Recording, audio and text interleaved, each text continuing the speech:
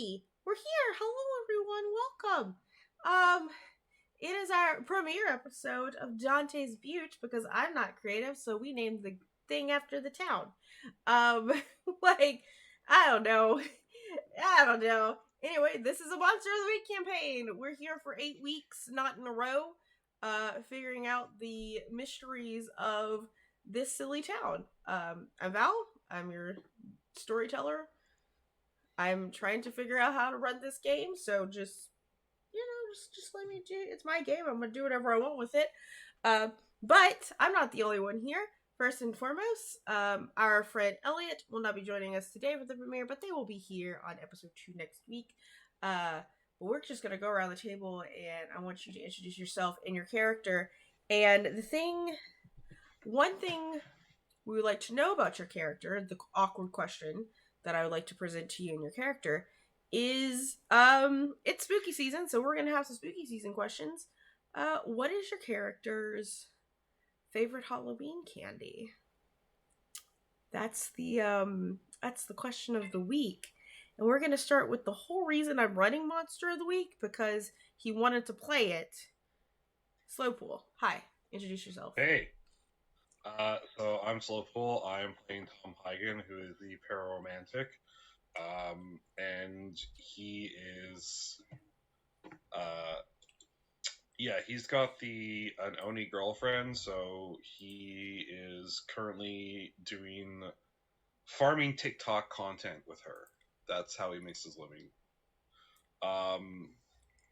And his favorite I can't say coffee crisp because none of y'all will understand what coffee crisps are. I don't know if they have coffee crisp in Colorado, so nobody has coffee crisp anywhere outside of Canada. Which is a shame because they're absolutely goated as a candy. They're pretty good. I've had them, yeah. I'm just gonna go and say Reese's Cups.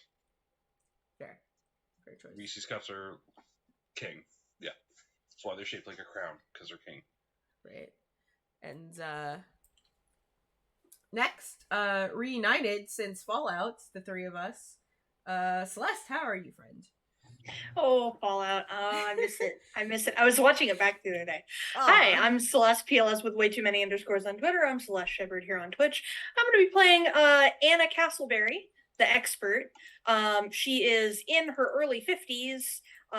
She has been a hunter for like 30 some odd years, and she is about to retire after one last hurrah. She's having one last hunt to get it out of her system before she settles down at the behest of her partners. Her favorite Halloween candy is Werther's, because she is a grandma. Or almost a grandma. We'll talk about that. You know what? I don't want to hate on Werther's. I enjoy a good Werther's once in a while. Because I do like hard candies. Yeah. They're great. Yeah, it's Werther's is perfectly acceptable. It gives me just feelings of Granny and Mama. So, like, I'm not mad about that. And of course, last but not least, Kat, how you doing? Hi, I'm doing good. My name is Kat, or a Cleric of Cord. I lurk in most everybody's Discord servers. I am playing Fierro Llewellyn, the monstrous playbook, who is part demon. It's a family thing. And he is in charge of Monster and Human. He's the Monster and Human liaison for mediations and relations in Dante's Butte. He takes his job very seriously. He's also a bit of a supernatural nerd and drives a 67 Impala. And no, it is not too soon. And I will be singing Carrie. No, I won't be singing. But I do have Carry On Wayward Son on repeat, and get used to it. His favorite Halloween treat, candy.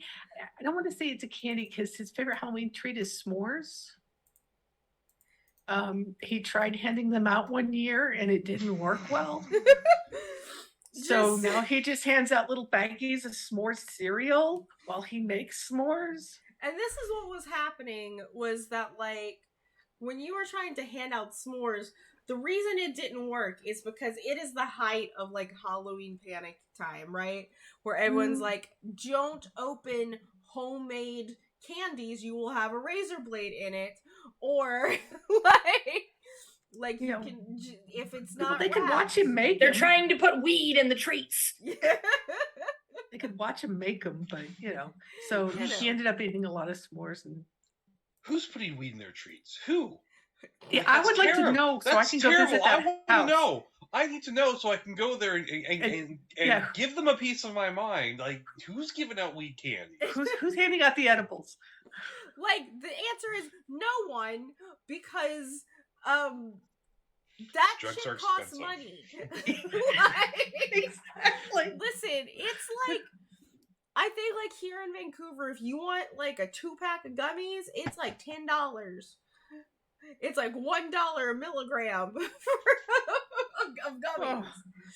Oh. So, Gold plated chocolate bars next? I mean, come on. The chocolate bars I think are actually cheaper, but it is what it is. So that being said, hi everyone, my name is Val. Once again, I am your storyteller today. I'd like to remind, well, first of all, my favorite Halloween candy is actually Three Musketeers. And Almond Joys is probably a close second. Because I love coconut, and I love almond, and I love chocolate. The dark chocolate Almond Joys, to be exact, because I don't like milk chocolate at all. Unless it's a Reese's Cup. But, that being said, this is a viewer-affected game. You can affect the game with your bits, subs, and donations. It is still September, so subs are half off if you are gifting subs, so just a reminder of that. And also a reminder for subs this month, I match sub points in the month of September for Extra Life. So right now I have 18 sub points, so only $18 at the end of the month. If you want to help me donate to save some kids, that's cool. That being said, when you do subscribe to the channel, you can give a +1 to the players here that they can use on any role that they want, which could mean the difference between a success or a failure, or an okay success and a really good success, or a crit success. If you do 100 biddies here, every 100 biddies gives rerolls to anyone who can roll dice. I don't actually think I roll dice in this game if it's like any other Powered by the Apocalypse game. So, not to me. And if you want to just make shit happen, which you can make shit happen on here. You have to just donate straight up money to my coffee or my Streamlabs. Hashtag. Oh, look, it's just Nightbot's right there telling me. There's a coffee link, and you can !support, and that'll bring my Streamlabs. It all goes to the same. I obviously prefer my coffee because they have less fees and all that other kind of stuff. But, yeah, it's a sliding scale of how much you want to donate. If you donate $1, you can give me a $1 idea. If you donate $10,000, you give me a $10,000 idea. I will pretty much do anything for $10,000. That, of course, does not cross the lines and veils of our community. Because, listen, these players here, we practice safety tools. This is technically a horror game. We're keeping ourselves safe. Please keep yourself safe. But this is a horror game on the level of the monsters. Yeah, we don't do that. So, and if it comes up just like, hey, that doesn't work, I'll let you know, and we can come up with another idea, or I can come up with a crazy idea, or just give them more rerolls. It's a thing. But yes, that's it. And now, without further ado, here I am in the goddamn GM seat again. Let's get started with our opening scene. It is a crisp fall afternoon in northern Colorado as a fairly empty Greyhound bus weaves through a 2-lane highway through the Rocky Mountains. This bus is heading from Denver to the town of Dante's Butte. Dante's Butte is known to most people, to normal people, as a resort town. There is a mountain. It's not quite ski season, but there are hiking trails, hot springs, some spelunking that can be done. It is a very outdoorsy Coloradan town. Being that it is the end of September, like it is now. Again, not quite skiing season. You got a couple months for that. But on this bus, we have a couple of people. The driver, a very squirrely looking white dude with curly hair, sitting kind of in the middle of the bus, looking over some notes on his, like a big folder, essentially. Just sort of going over stuff, a map. If you're looking at him, not quite sure. A woman covered head to toe in black, including a veil covering her wide brim hat and a lace veil hanging from her face. And we have Anna on this bus, on this Greyhound. Anna, what do you look like? What are you doing? Anna Castleberry is a woman in her early 50s. She is tall, and especially for her age, she seems very fit. She is she's wearing a long coat, so you can't really see any of the definition, but like her shoulders are broad. She's definitely got the like almost Dorito shaped torso, with the flares out at the hips down at the bottom. And face claim Haley Atwell in her role as Peggy Carter, only like aged up, but not all the way, like about halfway. And she's wearing a it's a fedora. Let's be real, it's a fedora, a red fedora. And the suit under her coat is pinstriped. It's not like a pantsuit. It's like an actual like men's 3-piece suit. Nice.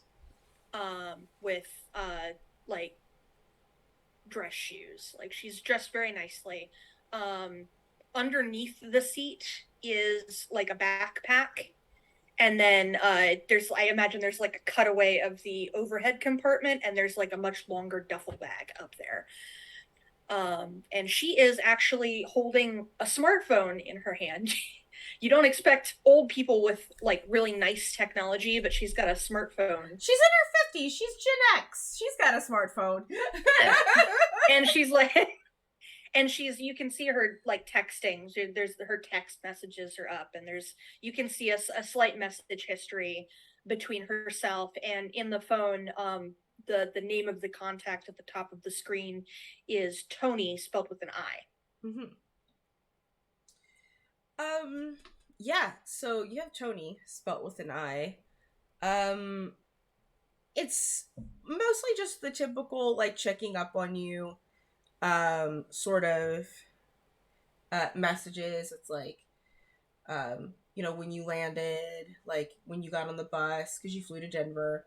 There is a small airport that goes into this town, but it's for like local use and things like that, hobbyist. But as you're just kind of like maybe even replying to Tony's message, you get a notification from an email notification, not necessarily a text message, an email notification from Margaret McCool. And Margaret McCool is your client, and the reason why you're coming to Dante's Butte. We sort of see this flashback scene of when Margaret, a woman very similar in age in you, in her early 50s, who visited you in desperation because everyone else has seemed to have forgotten that 13 years ago, her husband and her son disappeared hiking at Dante's Butte. She tried to contact local authorities. There aren't really local authorities in Dante's Butte. She tried going to state police. At first, state police took the case, and then state police forgot about the case. She went to the FBI. First, FBI was interested. FBI forgot. So she is desperate. And finally, somehow, was told to come to you. For some reason. Anonymous message, tip, ended up in your private eye office. And it just so happens, Anna, you know all about Dante's Butte. You know that Dante's Butte is a town where the natural and the supernatural collide, supposedly peacefully. But a disappearance in Dante's Butte isn't completely unheard of. An unsolved disappearance, well, there's only one other case for that. And we'll get to that later. But visitors disappearing, that's sus as fuck.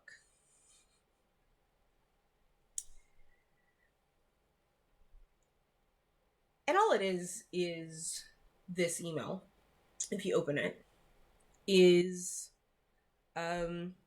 photographs of her husband and her son. Her son's name is Philip, and her husband's name is, it started with an M, Maurice. Margaret and Maurice McCool. Yep, we're doing alliteration today. 13 years ago. Just disappeared hiking. And not just like disappeared hiking, just disappeared from people's memories. And that's weird.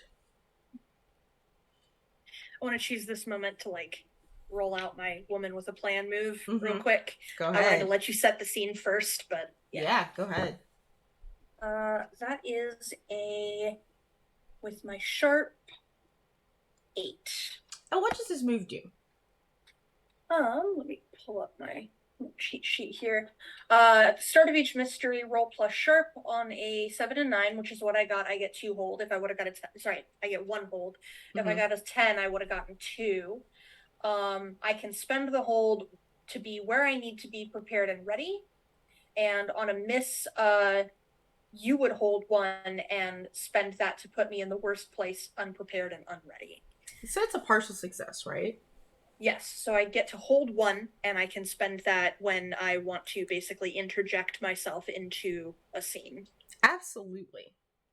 And as you're looking at these pictures of this fine family, you hear something rolling down the aisle of the bus, and it's the squirrely guy's pen, and he kind of looks around to the side and like looks behind him, and Anna puts her foot out. Yeah, and hits your stops foot. it. Yeah. Sighs with relief, says relief. Release. Sorry. I'm a child. Sighs with relief as he stands up, kind of gets his footing, and he looks like as he's in his late 30s, mid 40s. Kind of looks like Hodgins from Bones, even. Like that particular character I'm thinking of when I think of this guy. And, like, you know, saunters over to you, and it's like, huh, thanks. And you pick it up. It's a nice pen. Like, this is the type of pen that, like, expensive people give to let people know that they're expensive. Like, and he sort of leans against the seats aisle in front of you, mostly to hold himself up. And he's like, oh, thanks. And you look him over. He's got a corduroy jacket, button-up shirt, blue jeans. Doesn't look like he should be having the pen this expensive. And hold out his hand, like, for his pen. I look it over for a second, you know, just kind of like making very clear that I'm noting, you know, the worth of this, and then I hand it back. Yeah. He's like, it was a gift. Kind of noticing how you looked at it and looked at him. A parting gift, good luck gifts, that kind of stuff. Mm-hmm. It's nice to have friends in high places, young man. Hopefully he's very high now. Hopefully he's in heaven. My Thanks. That's why I'm going to this the middle of nowhere. He my friend was from here, and I figured he gave me this pen to write my book with, and I figured I'd go to his hometown and write my book there. Got an Airbnb for 2 months. I think you're going to do his memory justice. Thanks. I Michael, and he holds out his hand for you to shake. Anna, pleasure to meet you. And she shakes, and she sort of like, I'm listening. if you look at her, you would know she can give a much firmer grip than this, but it's like she's folding back a little bit. Oh yeah, a little bit like softer, like yeah, like the old woman you expect.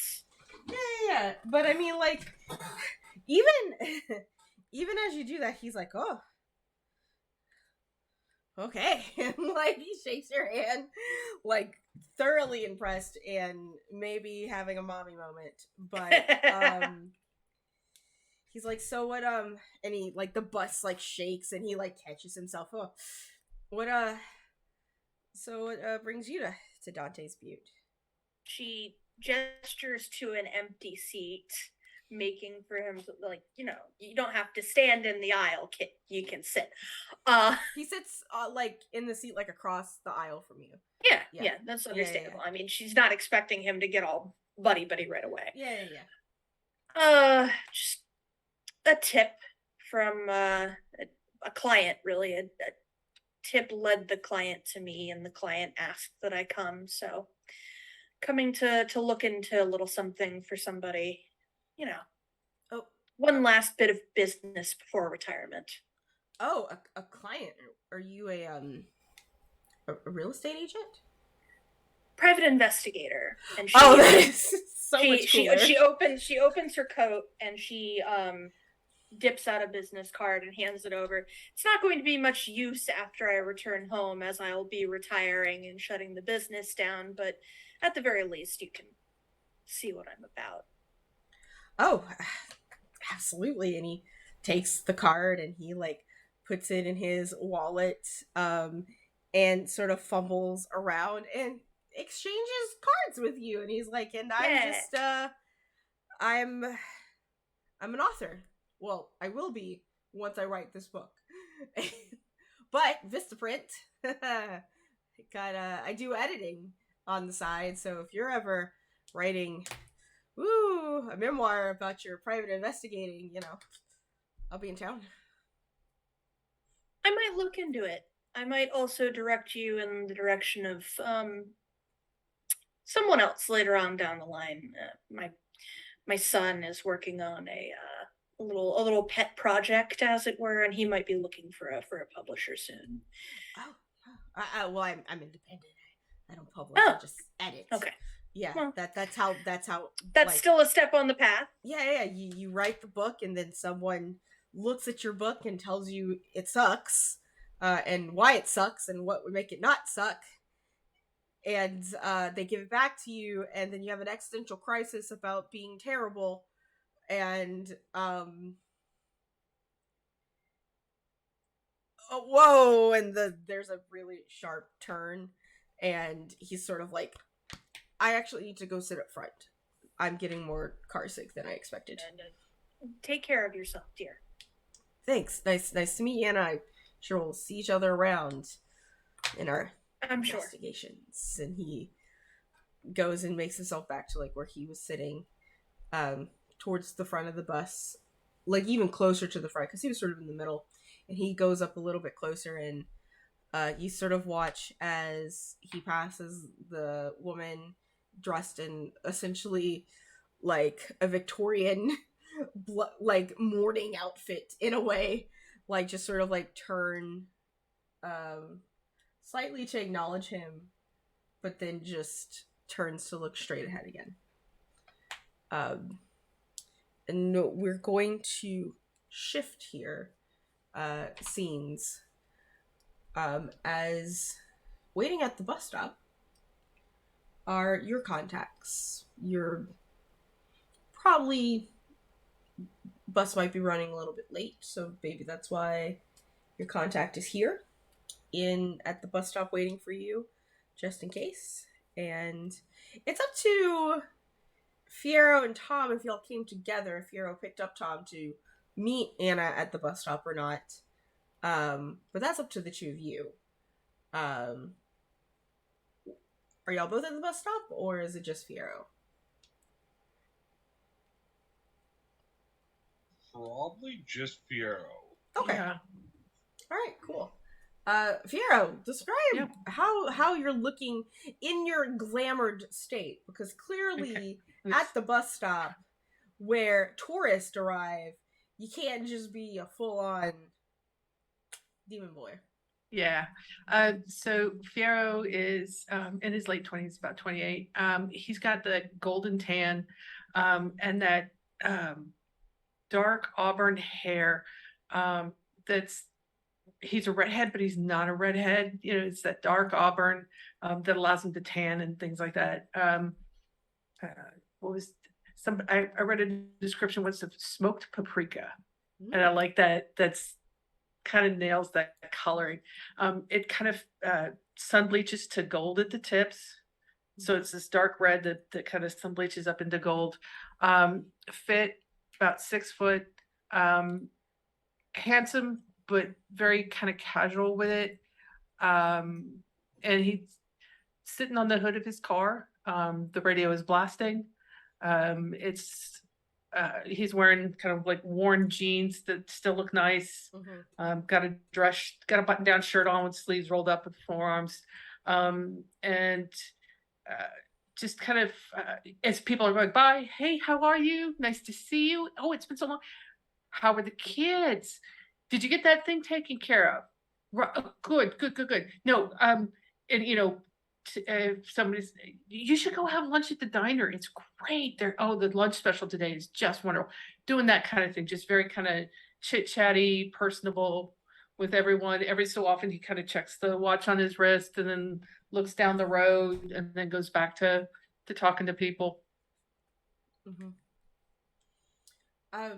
As you're sort of waiting there, talking to people, someone familiar walks in. You see past the glamour, because of who you are, what you do, you have to see past glamour when people arrive. And this person is, for their glamour, for where everyone else sees, is a very tall, broad-shouldered Grecian man. Black curly hair, sharp features, not necessarily gorgeous, but imposing. You see him for what he is. Andrew, or Andy, as he's called, is a minotaur.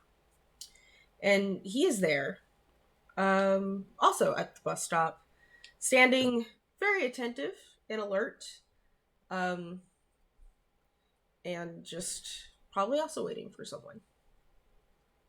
Sure, seeing as Andy is one, hops down, goes over and shakes his hand. Andy, how you doing today?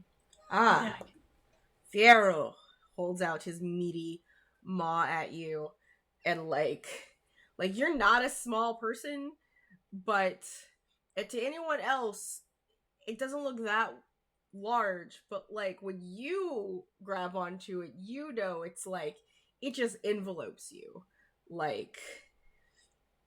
And he even covers it with like a second hand, almost affectionately.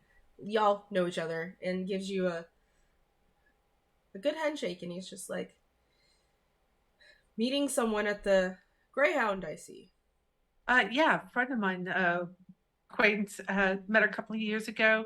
She's coming into town, got some business, I think. So I told her I'd meet her here at the bus stop. Coming in, flying in. Aware of the situation, I am assuming. Which situation? Because our everyday situation. Oh yeah.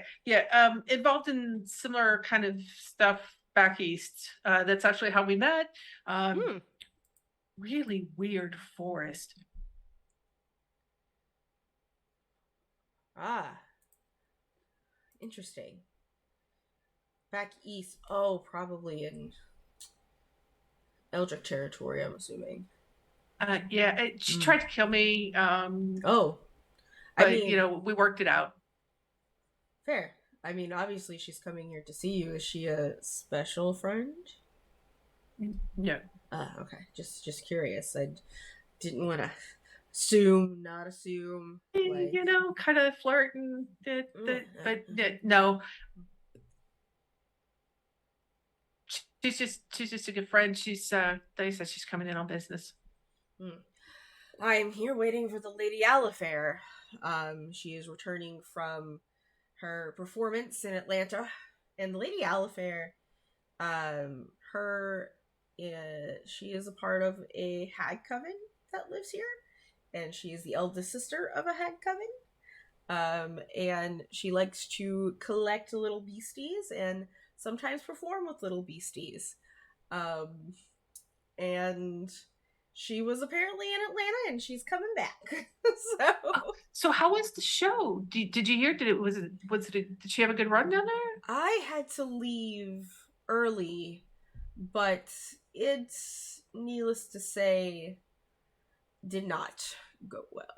Everything had to end early.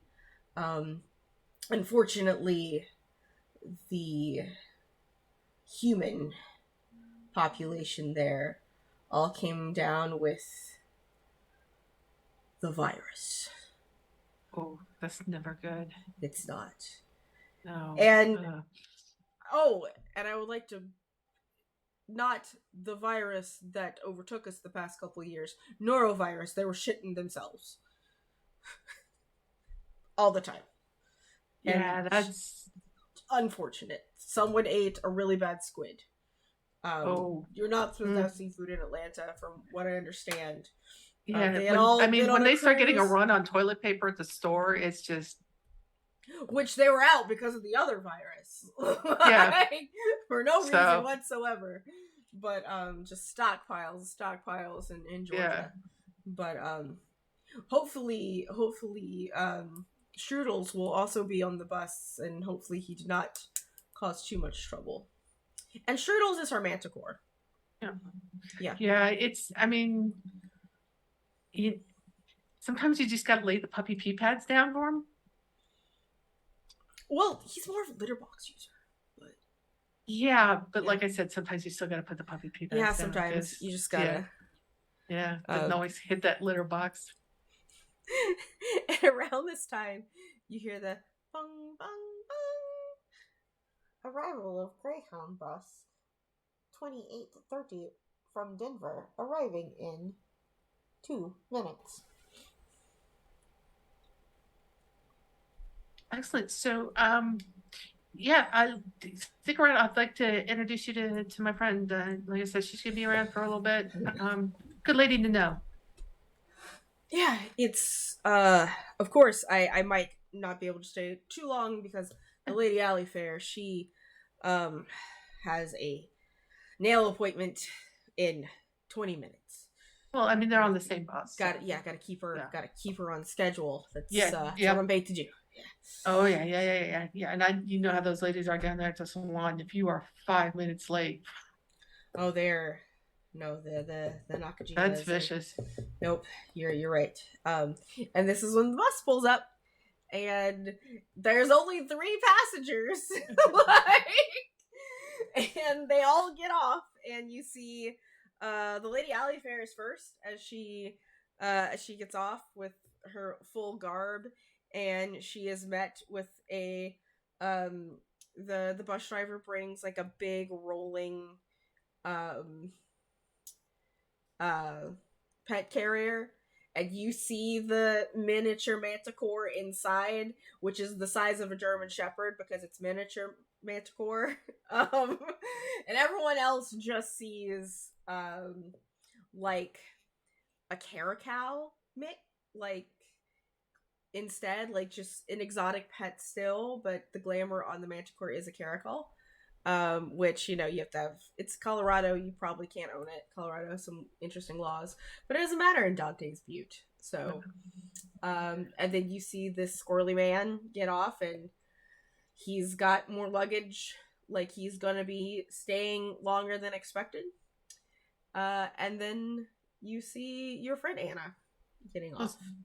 Fiero immediately walks up to Lady Alifair. Welcome back in town, my lady. It's good to see you. And gives her a nice little half bow, head inclined. And you see through the veil as she smiles, and it goes from ear to ear and even wider. And you see sharp, sharp teeth like sharks. And this isn't her sinister smile. This is her very appreciative. It's like, faster than my bodyguard, I see. And it's that weird, the way that her lips move behind her veil. Have you ever seen the extended cut of Return of the King, where the mouth of Sauron comes out and speaks? Yeah. That's what it looks like. It's very uncanny and unnerving. Like, yeah, but you're used to it. Like, yep. This place is full of monsters, right? And his smile gets wider as she smiles back, because he knows this is, and he had taken advantage of his slightly shorter stature and everything to kind of slip in front of Andy to make sure that he was the first to greet her. Because like you just hear like a snort like from behind you.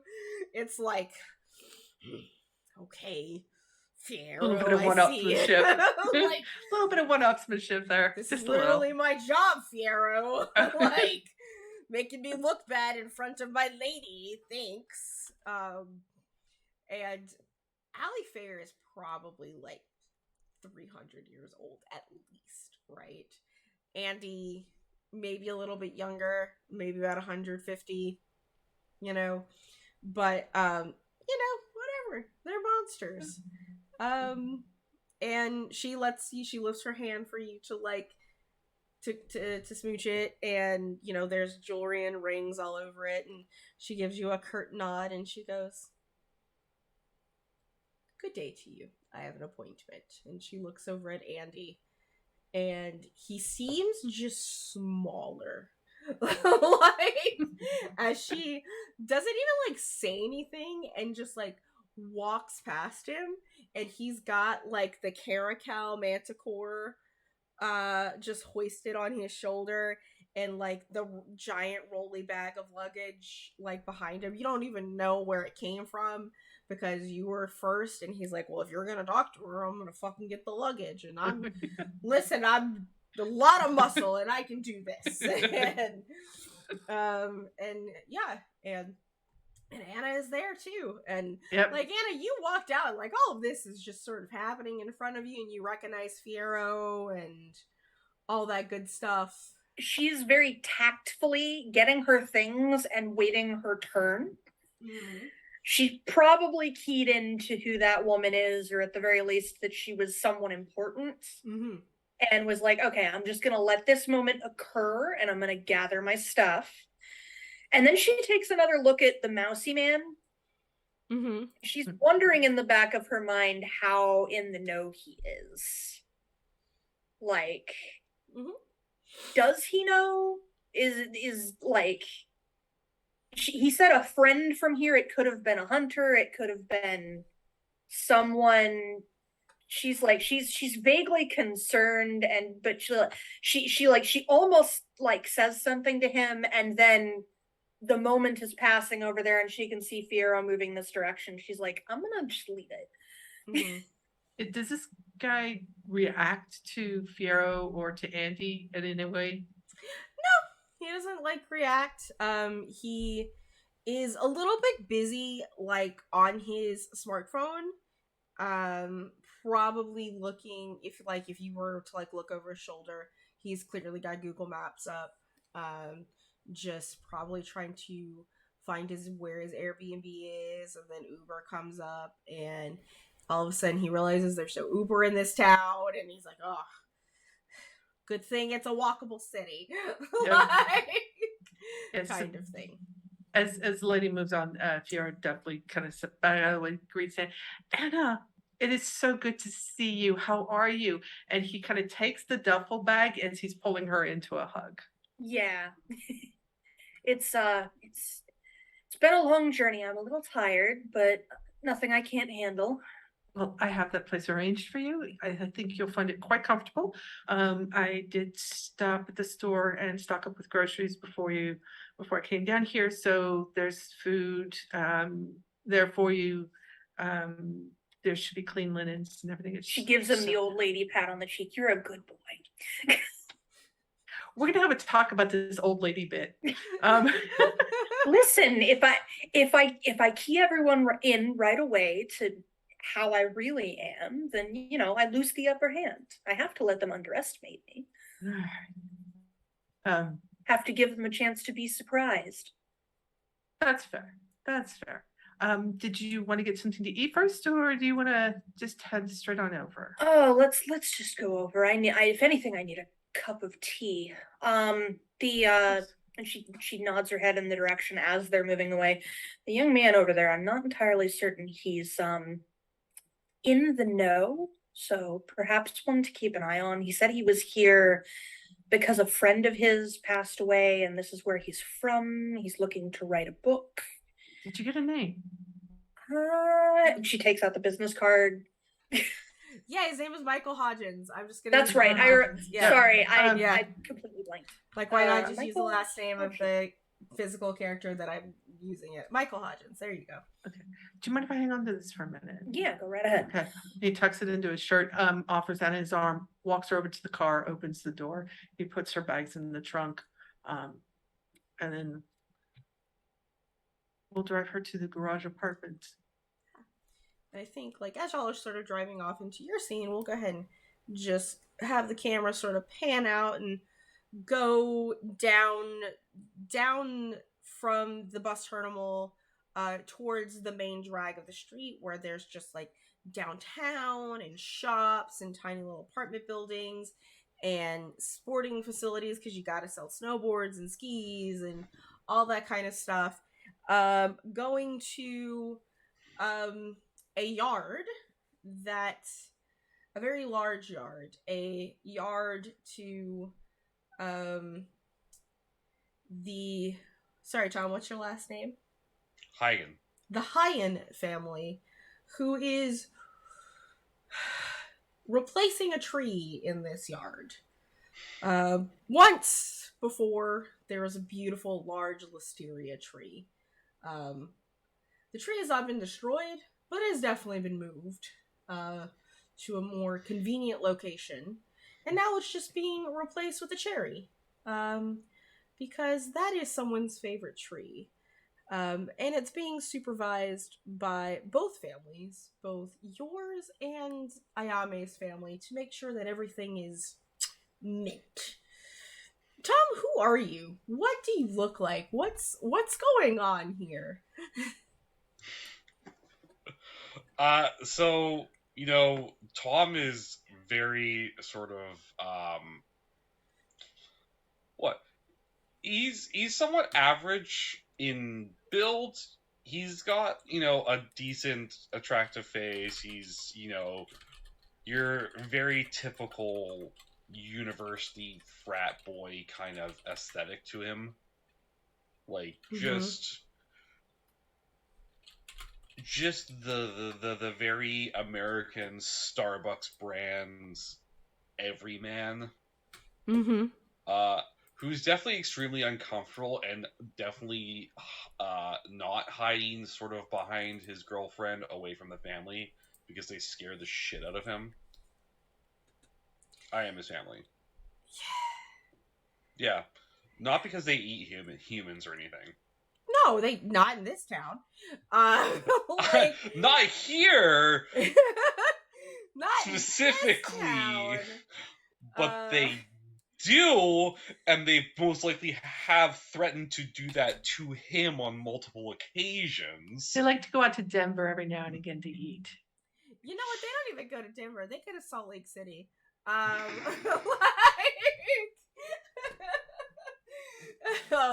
They've got The food is 24 so children. bland there. They've got 24 children, Jan. They're not going to miss one or two.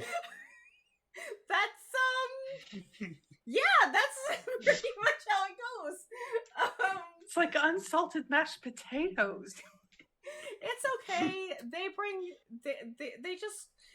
That being said, you know they're well bred down there. But anyway, and the two people that are putting in this new cherry tree, are Ayame's older brothers, and Ayame is a tall girl, with the glamour on. Her family is Japanese. She stands about 6'2".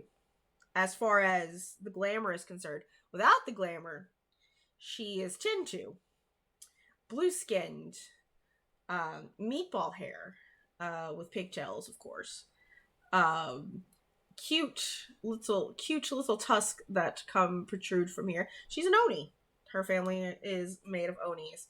And she, but she is dressed in leggings and flannel. Because it's leggings and flannel season, right? In combat boots, she's got a little grunge, a little metal to her. And her brothers are even taller. When they're glamored, they're about 6'5", 6'8". And when they're not glamored, they're about 12'5", 12'8". Onis. And it's almost like, even as they're choring, okay? Even as they're choring, they just stare at you dead, like, in the eyes. And, like, when the Impala pulls up across the street of Fiero's house, it's about when they finish planting this tree. And the eldest brother, his name is Shigure, just jams the spade into the ground and just starts to, like, walk away in silence. And then the middle brother, Tomoe, we're just coming up with these names right now, just looks at you.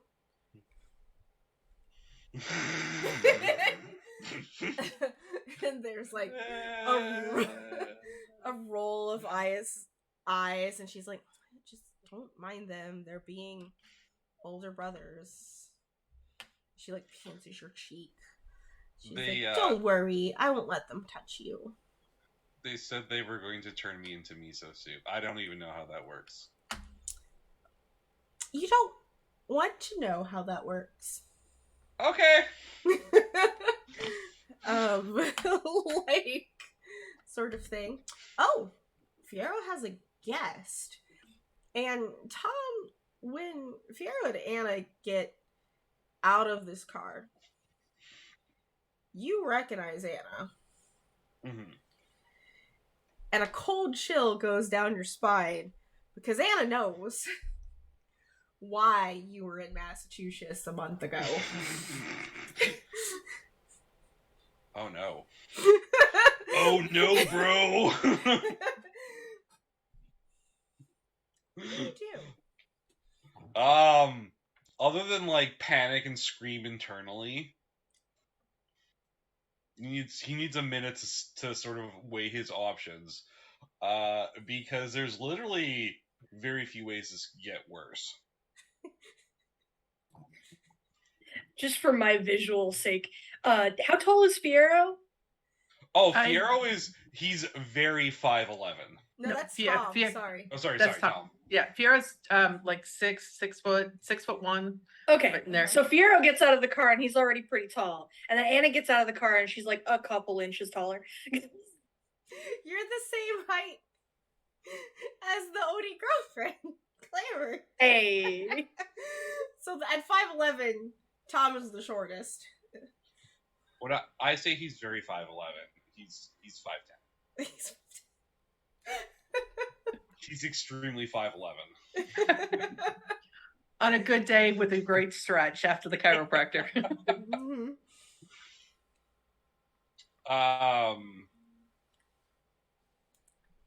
Yeah, what's he gonna do?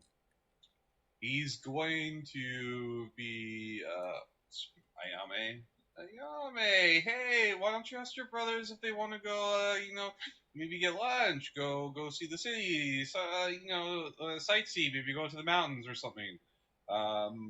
You just throw some random people into a cauldron. I don't know, whatever elves like to do on their free time.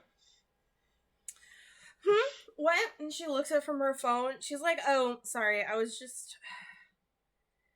Did you know that Ned Fulmer cheated on his wife? Oh, I don't. Like, he's the worst try guy. Like, his whole personality was that he was obsessed with his wife. Like, she was scrolling through TikTok in that moment and has come across the Try Guy drama. So. I mean, maybe the next ones is the Try Guys try being faithful. Okay, so we have to make this a rule now because we're becoming a TikTok couple. We cannot make it our personality to be obsessed with each other because that's automatically like a red flag right now. But I mean, or people think it's a red flag. So we need to like. That's gonna be tough because I already am. A red flag? No, obsessed with you. Okay. Right. But you can act, right? Like, you could be, like, nonchalant. Like, what if we have to put on the persona that we're not dating yet? We're just partners in this forest adventure that we're going on, and we need to create the story of us falling in love. That could work. I think we could work with this. Yeah. I think I could play off the being madly in love with you for a little bit. They fabricate a friends to lover storyline. Yeah. It's like, yeah, I think we will get so many views. Like, we could probably even like go live at some point. Maybe at the hot springs. Anyway, I actually do have to go, dear. Sorry. Hi, Fiero. As like she waves. It's like, yeah, he looks up from the truck. Biami, Tom, how are you? How are your brothers doing? They're really mad, but that's okay. They're always mad and grumpy. Well, yeah, I mean, Tom. Hi, Tom. Look, here with a friend. I need to get her settled, so I'll talk to you later. All right? The tree looks great. I know, right? It's gonna look so good in the spring. It really is. It really is. Mm-hmm. I'll see you guys later. Okay, bye. And she like leans over and she like smooches Tom, and she's like, "I'll come say hi to your new friend Leader." Yeah. Just tell your family I gotta go run some errands, and I'll catch up with you two later. Yeah, and she gets in her little 1998 Mitsubishi Eclipse. Like, it is banana yellow with a strawberry racing stripe.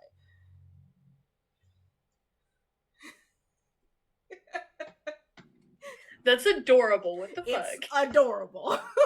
Like, and it's a 8-cylinder, so it goes boom boom before it, like, because maybe her brothers are street racers and they gave her this as like her coming of age present. Yeah. So Fiero and she have a thing whenever they end up at a stoplight together. Yeah. He's got that 67 Impala. She's like, "It's fine. You have the torque. I have the speed." Dante's drift. Dante's drift. Oh my god. And now the three of you are sort of left hanging out in the driveway. This is now it's y'all take over this narrative. Y'all tell Anna does the Tom, it's good to see you, dear. Yeah, it's great. It's been ages. You know I'm not here for you. I have business. I have a client. You two know each other? He took a visit to Massachusetts not too recently. Oh.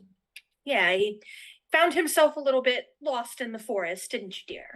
Yeah, there was a whole thing about that. Yeah. Did she try to kill you too? Mhm. Did she try to kill you too? She didn't. No. No. Oh, okay. I'm gonna still feel special then about that. Actually, she kind of saved my life there. I fell into a lake. You fell. Yeah, definitely fell. Wasn't thrown. I'm going to need this story. That is the story. I fell into a lake. She pulled me out. Anna's not saying anything. She's letting him dig his own grave. Right. There's no other actors involved. Yeah, that's I've all been that in happens. those woods, Tom. Yeah, there wasn't a yeah, the definitely wasn't a lake monster involved or a what are they called? I can't remember the names. Naiad? Dryad? Naiads? The water nymphs? Yeah, naiads. Yeah. Yeah. Wasn't a naiad involved or other lake monster? Wasn't the Ogopogo? Does Miami know? Indeed, yes.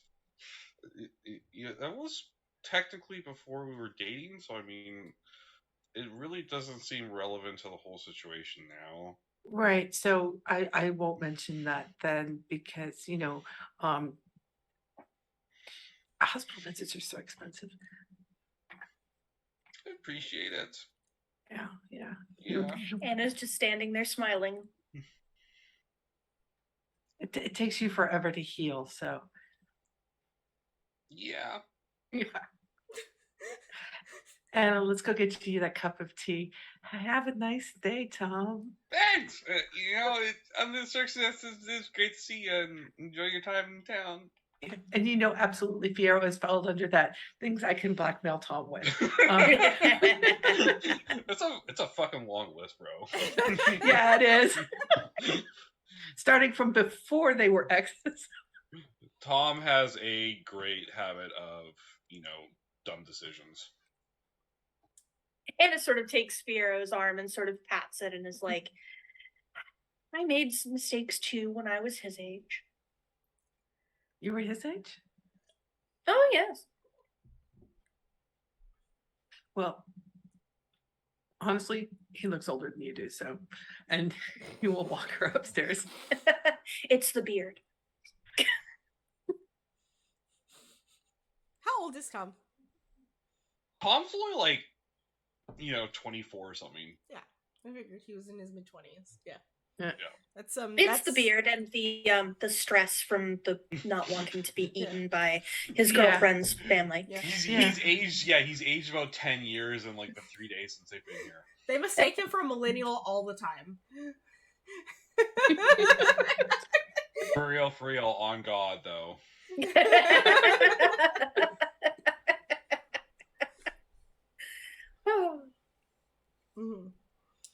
Mm-hmm. Yeah. So the two of you go inside this garage apartment. Tom does not curious whatsoever why Anna's here. I'm guessing it's just like fuck, nope. Nope. His ass is covered. He's fine. Yep. Sophia, he sets out our luggage, shows her where the bedroom, shows her around the little bedroom and where the linens are and everything. She sort of cautions him, careful with the duffel bag, dear. There is a silver sword in there. Right, not allergic. Okay. Just making sure. Okay. Goes in the kitchen, shows her where everything is, starts a pot, starts the electric kettle to make some tea. And it's when they're settled, so this pulls out the card. This Hodgins, what do you know? He babbled at me when he was on the bus, said he's here. He said a friend of his passed away. He had a very nice pen. Mont Blanc? I'm not sure. I didn't get a very good look at it. I sort of like made a show of looking at it to show him that I understood its significance. Said it was a parting gift, said a friend of his had passed away and he had been from this town. No names. Didn't mention who No, it was or no when. names. I didn't pry. Thought to be polite. Must have been recent from just the tone he took with the whole thing. Okay. Said he's here. He's only here to write. Time out, y'all. My Yep. Zoom froze and we're all frozen. Yeah. So, which means I need to close Zoom and restart it. So I'm going to go ahead and use this opportunity to take a 5-minute break. And switch Cool. to Slack Awesome. I'll go get a so soda. that I can fix Yep. this. Sorry, y'all. It's all good. We are frozen as fuck. Tech happens. Yeah, we will be right back.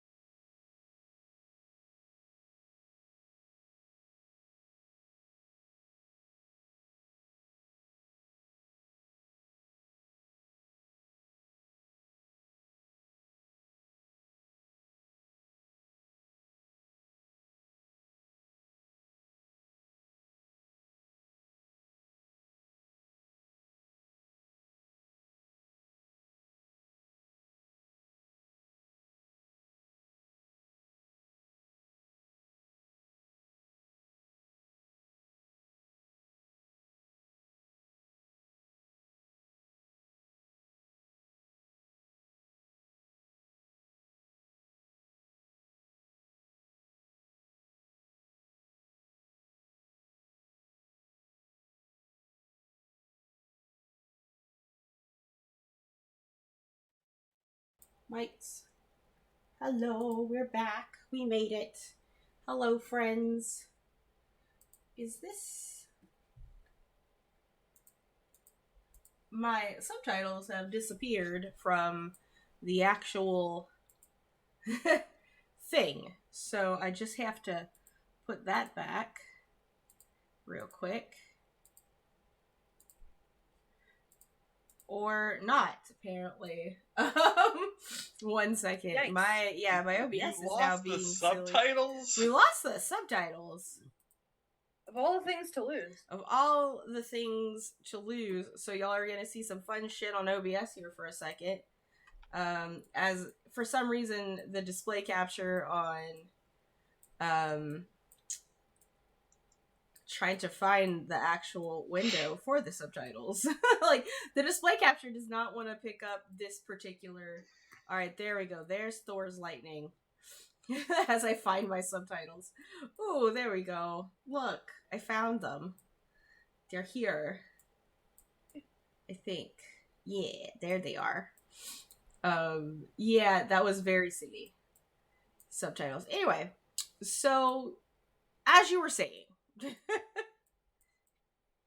I think the last question was, Anna was describing, like, what the circumstances brought this guy here. Mhm. Yeah, he, something about writing a book. A friend of his was, deceased recently and, was from here, apparently. But he didn't say who or when or how. I didn't pry. It seemed recent, so I didn't want to be invasive, especially given we hardly know each other. Yeah. Do you know where he's staying? He said he got an Airbnb. I'm not certain who around here is letting their place on that particular Yeah, website. I'll look into it. And Piero has actually a second set of business cards made up that he uses to hand out to normals. Yeah. They come into non Mondays. in the know people, tourists and that kind Yeah. of thing. He seems a good kid. I just want to make sure that if he's not in the know, that he doesn't stumble into trouble. Yeah, I'm surprised if he's a friend from here that he wouldn't be in the know. That's unusual, but not too unusual. Yeah, and so he copies down all of the info. Pulls out a little notebook, copies down all of the information, and then hands her back the card, in case she needs it. But he's taken down the phone numbers and everything like that. I'll check into him, see what I can find out. How are you you're here for a job? Yes. Are you familiar with oh gosh, the name escapes me. It's Mick something. McCool's. McCool. Are you familiar with a Miss McCool? That sounds familiar, yeah. Are they a local family or are they from were they visitors? They were visitors. Her husband and son went missing hiking. How long ago? 13 years. 13 years. Oh. That's and he's obviously thinking. So, Father, son. I think this might be a role here. Okay. Yeah. I can do that. Let me try and think. Look at your basic moves real quick. Go ahead. Like, what are the stats real quick if y'all can just read them out to me? Charm, cool, sharp, tough, and weird. Just go ahead and roll me plus your weird. Okay. Yeah. First roll of the game. Yay! I'm gonna crap. Did somebody give us plus ones? Did I see that in there? We don't have plus ones yet. Nope. No, we don't have plus ones yet. There's no one has subscribed yet. Hey guys, if you subscribe to the channel, you can give the characters plus ones. Just saying, and you get to help charity. Not that we could use them because I rolled. My dice have failed me. They've been rolling so great pre-game. Yeah. That's a 3, and I have a +3, so that's a 6. So that's a fail. That's a fail. Well, mark experience.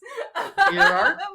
Like, so as you're trying to recall this, you hit a mental block. Like, It was the year before his uncle died. it was the year before Yeah. his well, the year before your uncle went missing. Went And that's, you hit a block as Yeah. if you're just like trying to remember something. It's on the tip of your tongue, but you can't get there. And it's weird, it's strange, it's a little magical in the way that you can't remember. Like, and you try to remember your uncle and, you know, the day your uncle went missing, and you just out of the blue, and that memory pops up fine. What he was doing when he went missing is another story. There's a mental block there. And every time, and the mental block that you're doing trying to access the missing McCools is that same mental block that you've encountered when you try to remember what your uncle was doing the day he went missing. And it's just something maybe you sort of chalked up originally to just trauma disassociation, stuff like that. But to have it happen again with this particular memory is fucking weird. Yeah, I mean, with his uncle, that was weird because he was taking over for his uncle. It was just there was a lot going on. So, as he's trying to remember, and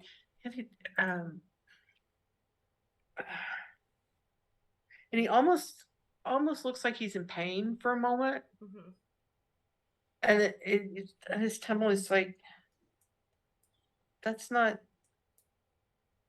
I should know this, and I can't. You can't. I can't.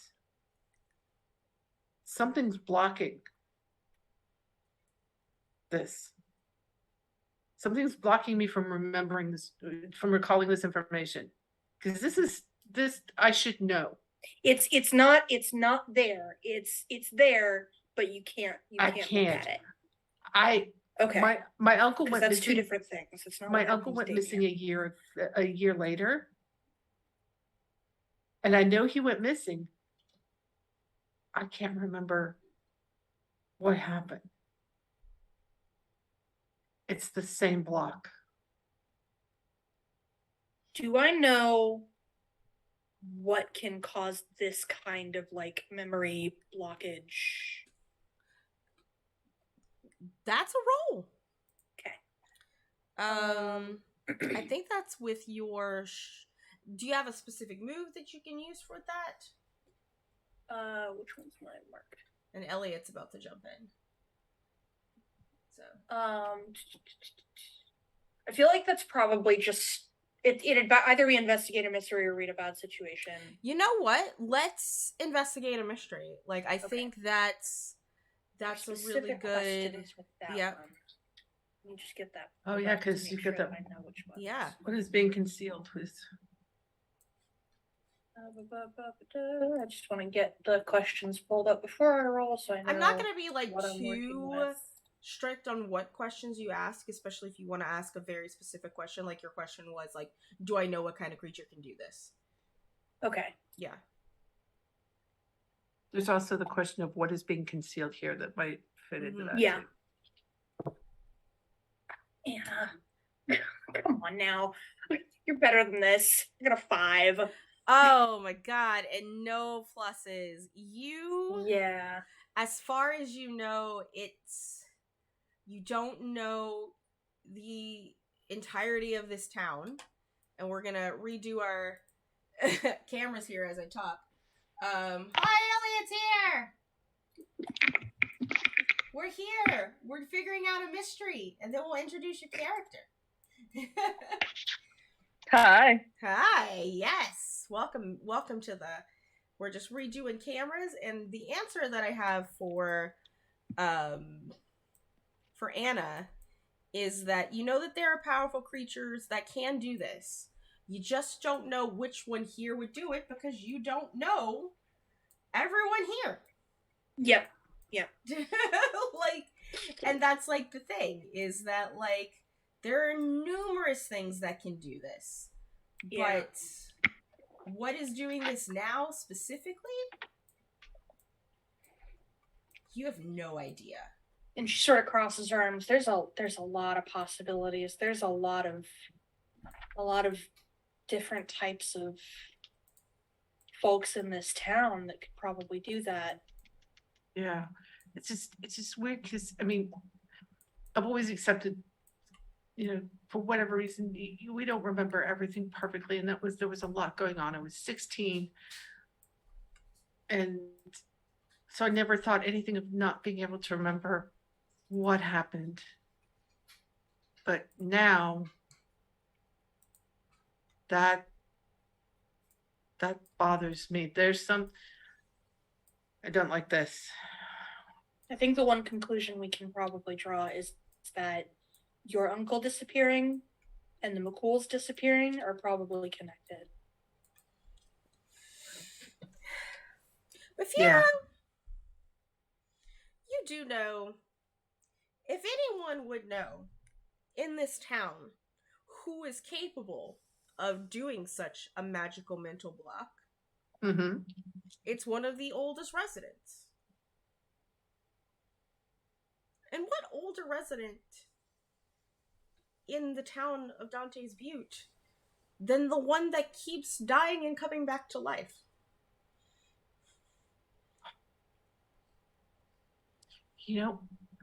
I know somebody who might know. Okay. I mean, do they have a phone? Does Hayden have a phone? Hayden does not have a phone, but he does have an office and a very Hayden drives a 1956 Volkswagen van, like the OG camper one. And he has his really stupid business's logo all over the side of it. And one of the dumb horns that plays like a haunted track that has no copyright on it. So like if you wanted to find Hayden, you can find Hayden. He's a very findable person. Very findable person indeed. Yeah.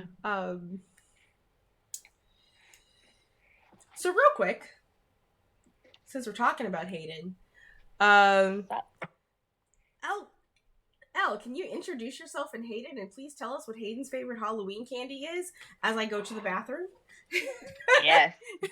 Hi, so I'm Haunted Hayden, he, they pronouns, and I played a previous one shot here, so, but you can find me at LS Bronto on Twitter, and that's pretty much all you need. Now, Hayden's favorite haunted Halloween candy is going to 100% be Mary Jane's. Not the new kind, though, the old kind, when it was wax and the faintest hint of peanut butter.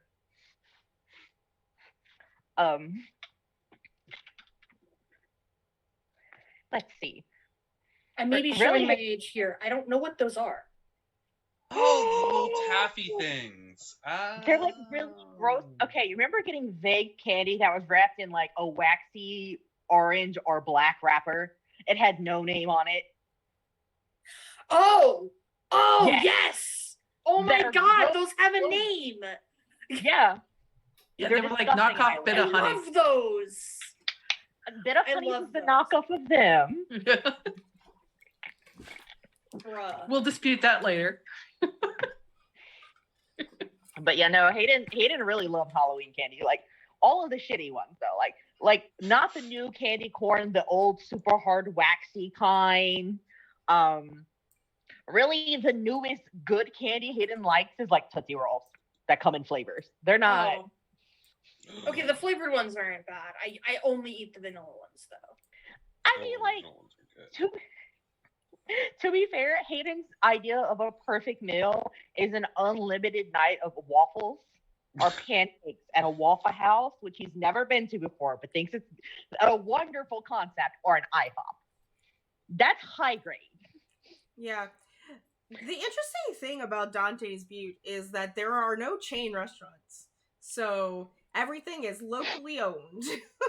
like y'all even have like if you want to go to McDonald's, you have to go to the next exit past Dante's Butte to get to McDonald's. And Hayden doesn't leave. And so you have to DoorDash it to like the outskirts of town and pick it. And the thing is, like, to get someone to, because we've already established Uber does not happen in this town, like, because you've got to go through all kinds of, but you have multiple you have town run internet, so you have incredible internet connection, like, and yes, Uber Eats does run, and they do come. The next town over is only like 15 miles, so it can cost money to DoorDash and Uber Eats, but it does happen. So, but yeah, there's also just like a local. Everyone here just delivers locally as well. It's very self-sustainable for obvious reasons. I know, but fast food is such an exotic concept for Hayden. Like, fair. You think of the lifespan. Fast food is like a tiny blip. The thing is, it's like he doesn't have a phone, so how does he DoorDash McDonald's to his van? All right. So Hayden hires like teenagers to get their first jobs using all the haunted tours, and he'll just get them to do it. Okay. Like that's your penalty for being late is Hayden gets to borrow your phone to order like McDonald's or something. Okay then. So Hayden, where are you right now? Well, what time is it in the day, would you say? I would like say daytime? It's probably about 3:00 in the afternoon. Okay. Hayden crisp is September afternoon. Hayden is fishing. Oh. Yes, 100%. Hayden is fishing. No bait fishing. He's just really like holding like an old Huckle Finn cover. He's just got a bamboo and some just hanging out by a lake. Mm-hmm. I'm gonna take a little creative control here. Oh yeah. And that you're fishing in a lake, a local lake. And this lake is not known to be very spooky in any sort of way. It's like one of the least spookiest things about the town, and it's probably because a lot of recreation happens here, a lot of boating, a lot of fishing, a lot of tourists, that kind of stuff. So y'all don't have a lake monster. Y'all don't have one. But you just sort of hear, and it's just like one of those things where it's almost like a phantom sound, but you do hear the ticking of a clock for like a couple seconds, and it just stops. It's almost lunchtime. What do I want to eat for lunch today? What do you want to eat for lunch today?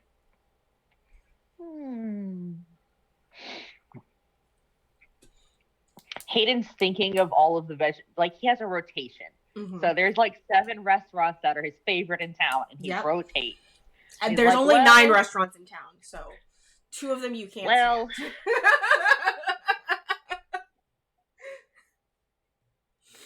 I want cornbread. So Hayden's gonna go to his favorite restaurant that sells cornbread. So here's what's up. There is a Cajun restaurant run by a Rougarou. And you know it. That's where Hayden's going. Yeah, they're straight up a Cajun restaurant run by a Rougarou, and it's called Dim Toes. That is what the restaurant is called. It's called Dim Toes. And they make it extra spicy. I'm into it. And the thing is, it's not like everyone here knows. Like, it's spelled DEMTOES. And when people ask, they're just like, oh, it's just a Cajun word. Don't worry about it. It means have a good time. Even people who speak French don't even question it too much. But really, it's just the Rougarou's favorite food. I really want there to be like a special that's like mozzarella sticks that kind of have like a toe shape. Absolutely. Yeah. It's you can make sugar cookies You can press them into shapes like fingers or toes and put little almonds at the end that look like the nail. Mm-hmm. Yes, that sounds really good. And you know, as you're, I'm gonna take a little narrative control. As your van has a parking spot, street parking, as you leave to go fishing. You know, the phantom sound, not bothering you too much. You are at a stoplight.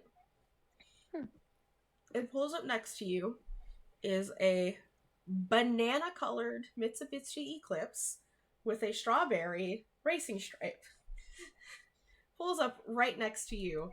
You look over, and it is the youngest Oni of the Nakajima family, Ayame.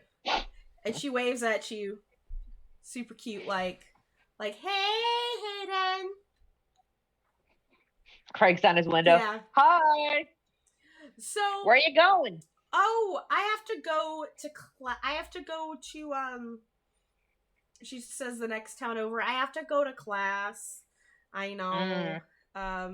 Well, give me a name for the next town over in northern Colorado that would have community college.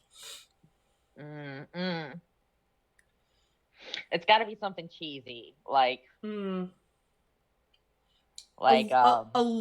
Lore Peak. Yeah. Just a Lore Peak. Yeah. It's a Lore Peak Community College. She's studying landscaping. Because her entire family's involved in landscaping, and so it's just expected to her to carry on the family business. But she's like, "Oh, I don't know if you know, but there are 2 new people in town, I hear." Who's that? Some squirrely guy. I heard from Andy Andy told the Minotaur told me. I saw him at the last stoplight with Lady Alifair, and there's this older lady at Fiero's house. At Fiero's house, you say? At Fiero's house. Yeah. Looks over at his seat. I got some new business cards from his Vistas mailing card thing. Oh, let me go drop some off at Hayden. Well, I'm gonna go drop some off the store, and then I'll drop some off at Fiero's house and knows about. Thanks for letting me know. Absolutely. You'll hear some horns honking because the light turned green like 3 minutes ago, and just I'm gonna lean out the window and flip off. Yeah, like y'all simultaneously flip off the people. They are clearly tourists. So have y'all? So I don't know if anyone has ever just lived on an island or been a part. I think Kat might have. Like how people are just on island time. Like, oh yeah. I've lived in a town of 5,000. Well, actually, there were 3 villages and total of 5,000 people. Yeah. So one stoplight. It's kind of like how this town operates. It's not on an island, but because of its mountain isolation, it's on its own time, and y'all don't rush for anyone, especially tourists. The tourist side of the town is sort of separate anyway, and people come in, like they even have like their own fancy restaurants and hotels on the mountainside. So it's all up by the ski resort. Yeah, it's all up by the resort. So like when the tourists are here, usually to catch the bus or whatever to return their car rentals, they're not quite used to all of you, right? But yeah, that's that. I'm gonna slow drive. Like both of you simultaneously just slow drive on each side of the lane. And they're just losing their little minds. Like the thing is, the Eclipse is on the wrong side of the road, and she doesn't care. So in there, done that. And when she finally sees like another vehicle like pulling, like coming in her direction, she goes around you and then just like goes off right outside of the town. So I'm gonna make my little pit stops. Yeah, you make your pit stops. Cards. Yep. Yeah, and I'm guessing you head over in Fiero's direction. Tom, your protege in a sense, lives across the street from Fiero, and as you sort of like pull up, you see like you knew the listeria tree was being moved somewhere, but the fact that the Oni family put a cherry tree in its place in Tom's yard, it's just a oof. Tom, are That you boy is still? wicked as the day is long. Tom, are you still outside? It really is the cherry on top of the situation. Like, you don't even have to be outside. You hear that van because it putters. Oh, Everyone yeah. No, hears it's this old. van. Like, as it just. Like, As I Is- park, I honk that horn too. That plays Mhm. like the Monsters theme or something. Nice. I'm just wondering. I bet it sounds like the van I currently have right now, the propane. Yeah, no. Yeah. Y'all all hear this, so like, Yeah. and, I mean, Fiero, you just thought about Hayden. It's like, oh, spooky. Yeah, it's the weather where you the apartment over the garage has a regular door and it has a screen door. So the regular door's open, the screen door is closed, the windows are all a little cracked. So Fiara just goes, hang on it, the person that might know. Actually, and they go over to the window, push it up, lean out. Hayden! How you doing? I heard you got a guest. Yeah, can you come on up when you get a chance? Sure. Thanks. I look around Oh. and see if I can see Tom, or Tom already went inside. Tom is just like standing in his yard looking like he's been run over multiple times. He's just kind of like walking around looking kind of lost. Hayden's gonna reach into his glove compartment and pull out like a butterscotch or something, and lock it up, run over to Tom and be like, "Aw, you look like you could use one of these." It's a Werther's. So where there's Tom's just like, thanks. Just like eats it. He's just kind of like has that like 1,000-yard stare right now. Yeah, I'm just looking at the tree. You know, that tree's been here for about as long as me. Yeah. But Ayame and her whole family are like allergic to wisteria, so I had to move it. I jab Tom, you know, as like a hey, the things you do for love. Yeah, Besides, that girl's getting a degree. She'll put up with your behind for the rest of ever. there is that. It's also the fact that I'm more upset because it really kept the rest of her family away, and they scare the shit out of me. But Well, the way I see it, you got two options. You learn not to be scared, or you can get you some nice wisteria perfume. Keep it in a bottle like pepper spray. I recommend the first one though, because if you pepper spray it only with wisteria water, would that work? I just pat you. Your kids, your parents have a bunch of kids. It's fine. I just feel that would just make them more angry, Well, yeah, mad. you know the haunted model. Don't know until you try.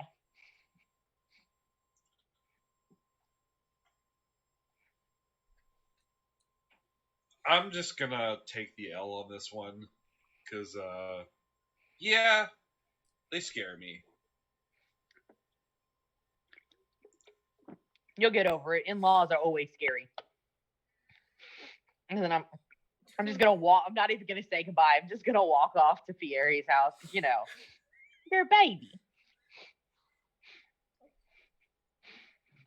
He is a baby. You are the youngest. I'm gonna knock on the thing and then just let myself in. Like I will just walk into it. It's that small town. The door is unlocked. That means you're ready for a guest kind of situation. Just gonna walk in. You were invited. It's fine. Knocking is for city folk. I don't have time for that. And you're not a Fiero. vampire, so go right ahead. Hey, do you want some tea? Of course, but It's so good to see you. Yep, it's not like I went anywhere. Just took a long vacation in the woods. You were gone for 2 days. Long vacation in the woods. Right. I'm sorry, Celeste. I forgot Anna's last name. Castleberry. Yes.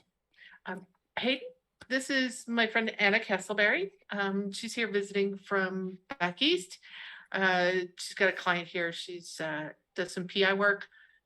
She is in the know. But we were talking, and her client is okay. So this woman's husband and son went missing. Tourists. Oh. Went missing 13 years ago. Oh. A year before my uncle did. And I should know about this. This was a tourist missing. I can't remember.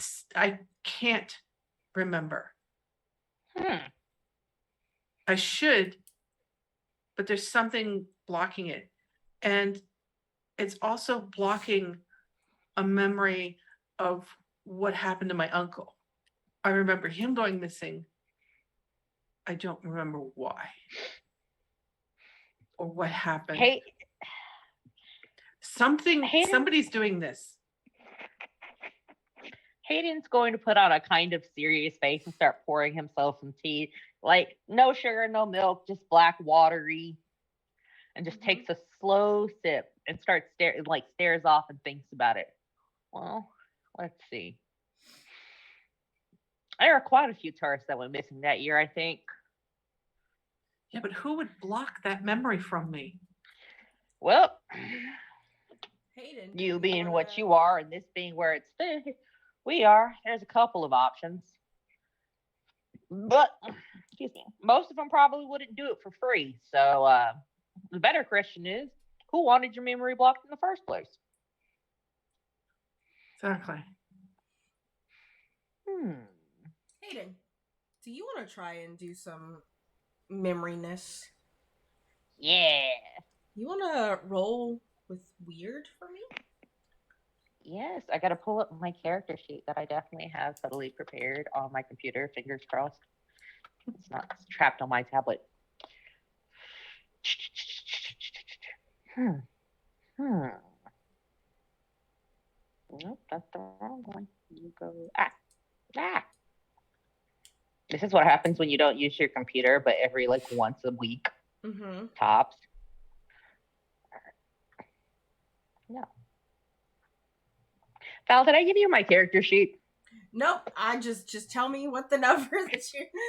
Do you know do you have a character sheet? I do. I actually made one. That's on you, honey. Listen. Let me go behind a mystery sheet to keep in charge of. Look, it definitely, it's weird. I'm old. You got to give me a second to remember things. It's fair. Yeah, you're the oldest person here.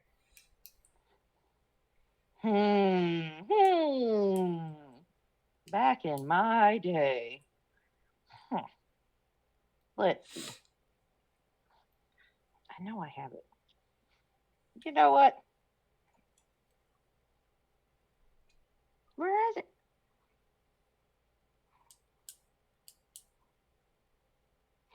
Tarnished. I'll find it later. I think it's +1 or something. Okay. I think I get 1 for being deathless. I'm not. Gotcha. Roll Where is 2d6? No, I gotta pull open their roll 20. Or you can roll dice. It's fine. Either or. Oh no, I can roll dice. You say? Absolutely, roll dice. I never discourage physical dice. Oh, that's a chest. Yes! Oh, I love it. Oh, I love it. All right. Oh Lord, one of them hit the floor. We're just gonna leave it alone. Just leave it. Let it. I got a 3 and a 1. So 4. So 5. So that's a failure. Yeah. So you're old and you're trying to recall memories, and like you said, it's a lot of tourists go missing, and you're going through the list of all of the tourists in your brain that you know that went missing, and it's they were found, and you get to in that list in your mind, and guess what? You've hit a mental wall. Oh no. a wall that you cannot get through. Again, you know there's a memory there. Ah, I found it. You cannot access it. Well, ain't that the darnest thing? Mm-hmm. You say Well, that out I don't remember. Do you remember my uncle? Yeah, Do you remember what happened? I mean, Yeah, but do you remember what happened with my uncle when he went missing? No, I don't remember that either, unfortunately. You just know he went missing. I just know he went missing. And it was a big deal back then. Yeah. so. I will tell you I should remember. I just quite don't. Exactly. That's the same thing. Same thing, You hey. don't remember. Fiero doesn't. Miss McCool said that she talked to the authorities. Local police, well, not local police, but area police began investigating and forgot. Yeah, state. And the FBI began investigating and forgot. Yeah, they tend to forget this city, this town even exists. It just kind of happens to people like that. They show up with a badge and they find themselves wandering out past the city limits, and they get their cars and they leave. I will They were say, just driving I through. rarely forget things. I have some theories, but before we get to that, on that but, let's go back outside real quick. It is about 4:30 in the afternoon, close to 5 o'clock. Tom, are you still in your yard? Yes. So you're vibing in your yard or disassociating, whatever it is you're doing. When there are sidewalks, and you see someone walking down the sidewalk. He is a older, stout man, sandy colored hair, big red beard. You know him as his name is Robin. Robin, God, Robin McLean. Ooh, Yep. I like that. And he sort of like stops on the sidewalk between you and Fiero's house, and he sort of like looks over at you and looks at Fiero's house and looks over at you, and then like motions for you to come over. Yeah, I'll walk over. I'm like, hey, there, Avon. What's up? Oi, how's it going there? I see you've got a new tree. Yeah, it's a thing. Oi, did I heard that Fiero has a guest over. Thank you for the raid, party wipe games. Yeah, she I think she picked someone up from the bus coming into town for a bit. Fiero's a he, Anna's a she. He picked someone up. You're welcome. Bus station, yes. Boy, all right. Could you do me a favor? I'm gonna ask what it is first before I agree, because I've been tricked before. Oh no, I'm not trying to trick you, my lad. I've just got this envelope, and could you just give this to Fiero for me? I mean, sure. It's literally right across the street, my dude. I know, but I just got to take a shit, and I have to go. That's Please, fair. I've got to go.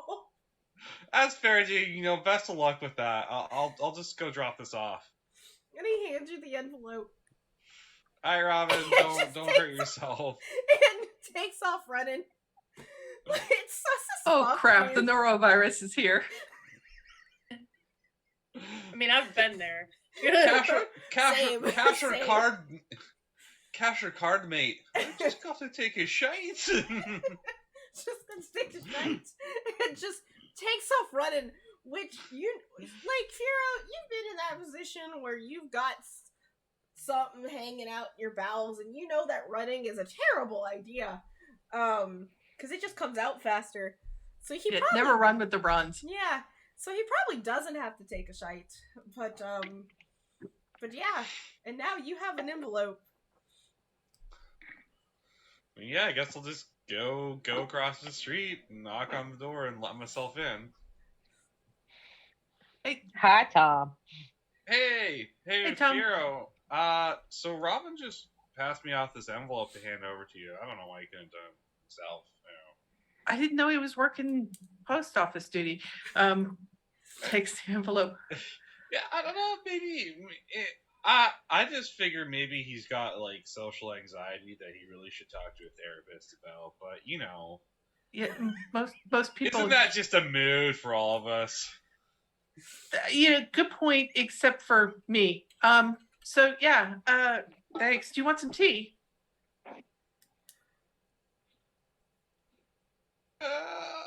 You know, normally I like my chai, like Starbucks Frappuccino latte, that kind of jazz. But you know, I'll take some hot tea. That sounds good. Great. And grabs a teacup. Oh, by the way, I was told to tell you that your petition to change the street name to Wisteria Lane has been denied. Sorry. I was hoping that it might have some like psychosomatic effect, but you know. Yeah, they're not willing to change the street names. I Sorry. guess especially now that there's no Wisteria on Wisteria Lane. Yeah, that does Where make it a is little that difficult. street going? We found it a good home. An in-town home? Fiero would know, and I can't remember what we decided where it went. It went to somebody's house. The where the tree is actually going to be moved into the town square, and because it's such an old tree, they wanted it's essentially got donated to the town at this point, and it's it's going into the town green. A little bit. They needed some more shade for the bandstand, so they decided to put it in there. Lots of room for the roots. Fiero is now looking. He's got Tom the tea, and he's now looking at the envelope, kind of standing in the kitchen. Is there anything on it besides his name, or is his name even on it? His name isn't on just your name is on the envelope. Okay. Yeah. Does he recognize the handwriting? It's just a really ugly handwriting. Okay. Yeah. Opens up the envelope. And there's a single sheet of paper on it, and on the letter it says the Giant's Steps.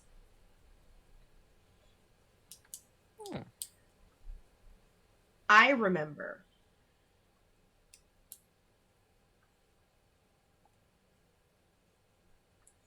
No signature.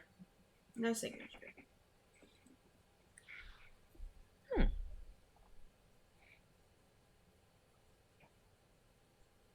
The Giant Steps.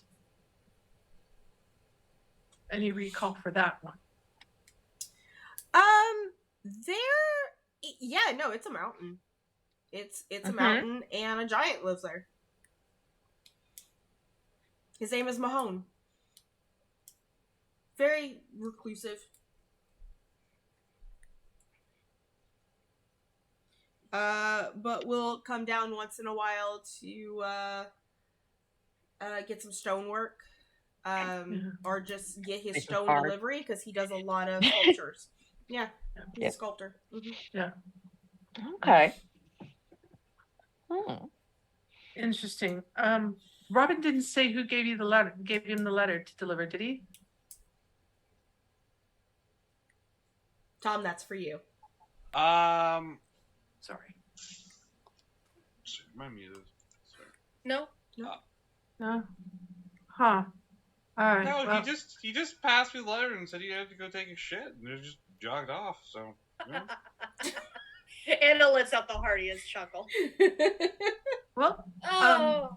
I'm not gonna go interrogate a man who's about to could be possibly turtling at the moment. That's just not very cash money. My kids always Howard. prairie dogging. Cash money. you have no sense of adventure, Tom. Why would he have a turtle in his pants? Oh dear. Oh. It's an expression, Hayden, from a few. Yeah, it's one of the recent ones. So Gotcha. yeah. Let me just. He pulls out like a little book and he writes it down. Put it next Gotta to. keep up with the times. Put it next to keeping a log in his Ah. pants. Gotcha. So looks like I need to head up to the mountain tomorrow. The giant sleeps. Giant steps. You know, giants, our giant in particular is kind of reclusive. Yeah, but I mean, this is. It'll be fine. I mean, I know everybody. It's my job. Yeah, it's true. Yeah. So, yeah, I'll just Yeah. Is Ronald the Maybe giant send a still letter up there? that you're coming. I think it'd be easier just to go tomorrow. It'll be fine. Do you want to go with? I'm gonna pull out my book again and flip to the back and see what my tour schedule is. It's empty. You know, I got a busy day tomorrow, but I could take some time. Yeah, why not? All right. Meet us here, say 9 a.m. We'll have some breakfast and head on out. All right. So, I'll bring snacks. and are you good with that? So 9 a.m. tomorrow, good for you? Or do you have to meet with your client at some point tomorrow? Did I set up a meeting with her once I got She's not here in this town. Okay. Like, okay. Okay. Can you? I don't know. I could have had a Zoom call set up or something. Yeah, could you, Anna, roll with Sharp? That is a 11. Perfect. Excellent. So, here's kind of like some things that you're sort of putting together. Is you haven't asked Tom yet, but so far, everyone who's here who tries to remember these missing people can't remember. Right. The only one who seems to know anything about the missing McCools is Margaret herself. Right. And her contact. Mm-hmm. Her contact being... She doesn't know who her contact is.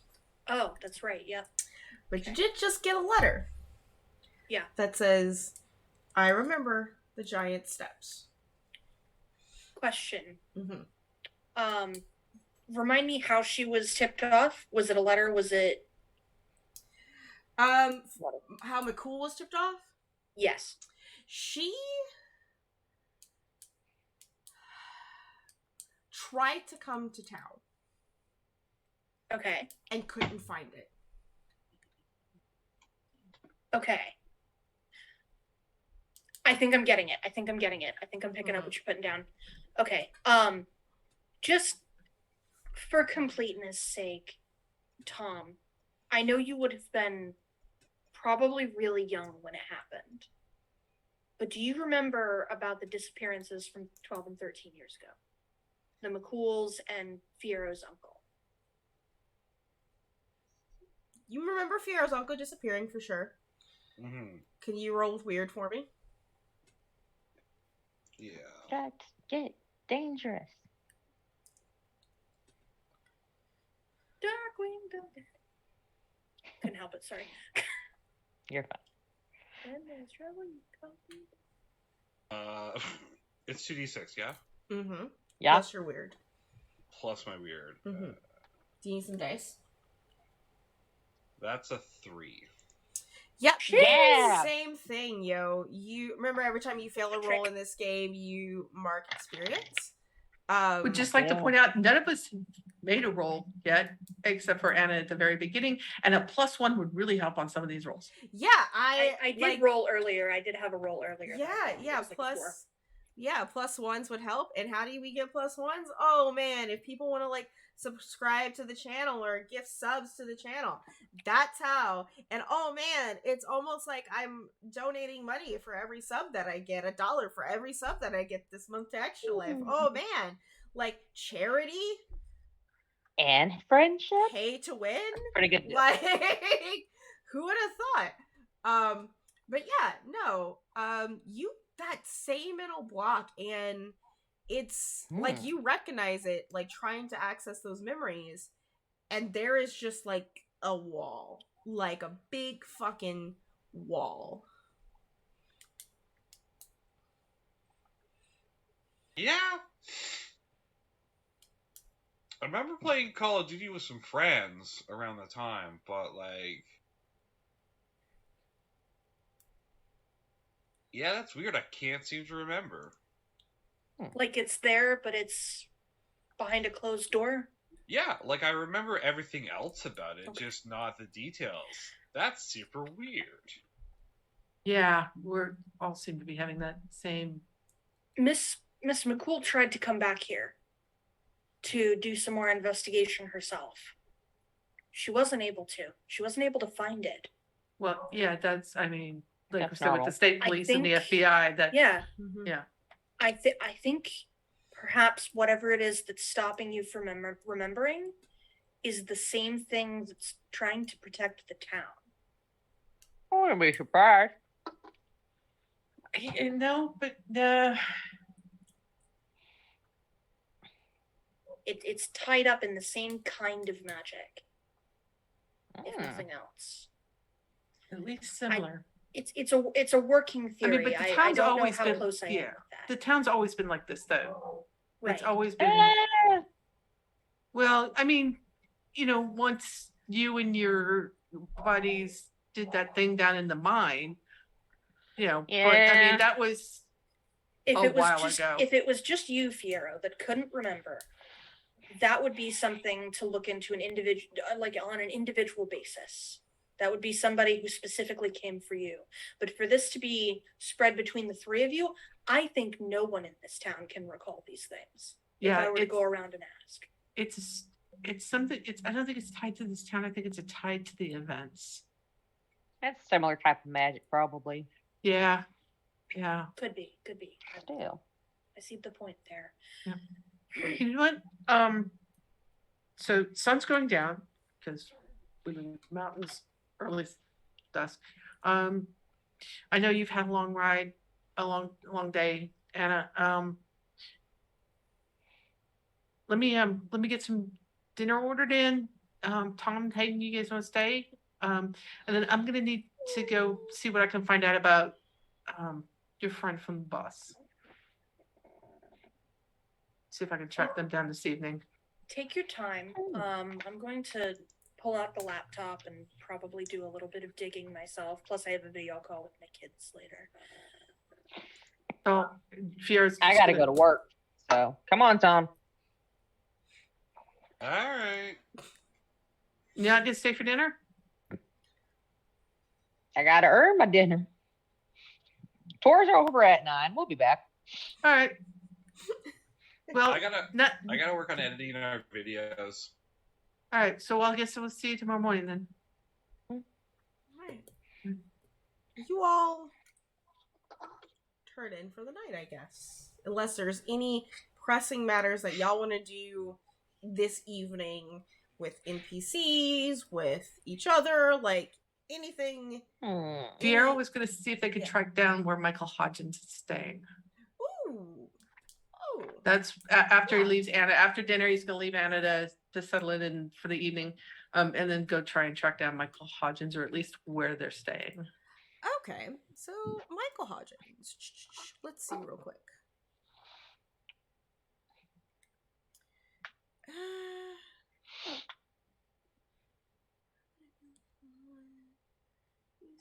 Do you want to do this by mundane means, by magical means, like? Probably mundane. I mean, again, fear because they know everybody. They know. So he would probably be aware of who lets out Airbnbs. Yeah. And would kind of start. I don't know how many of them would be, willing to let out long-term Airbnbs.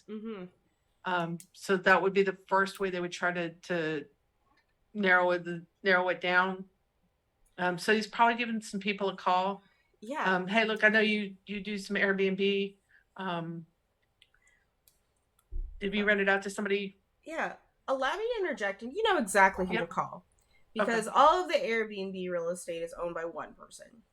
The most powerful person in this town, who is in charge of guarding the gate to hell. And that is Gideon, the angel. Gideon.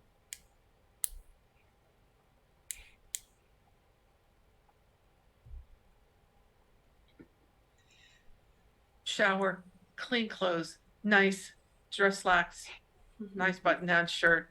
Gotta look nice. Gotta look sharp to go see Gideon.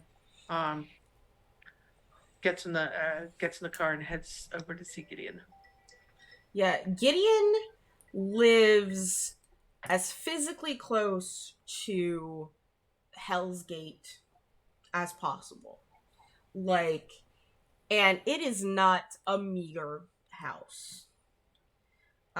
It is carved into in the mountain that the old mine is in. It overlooks essentially the town, and it is a windy road up, right?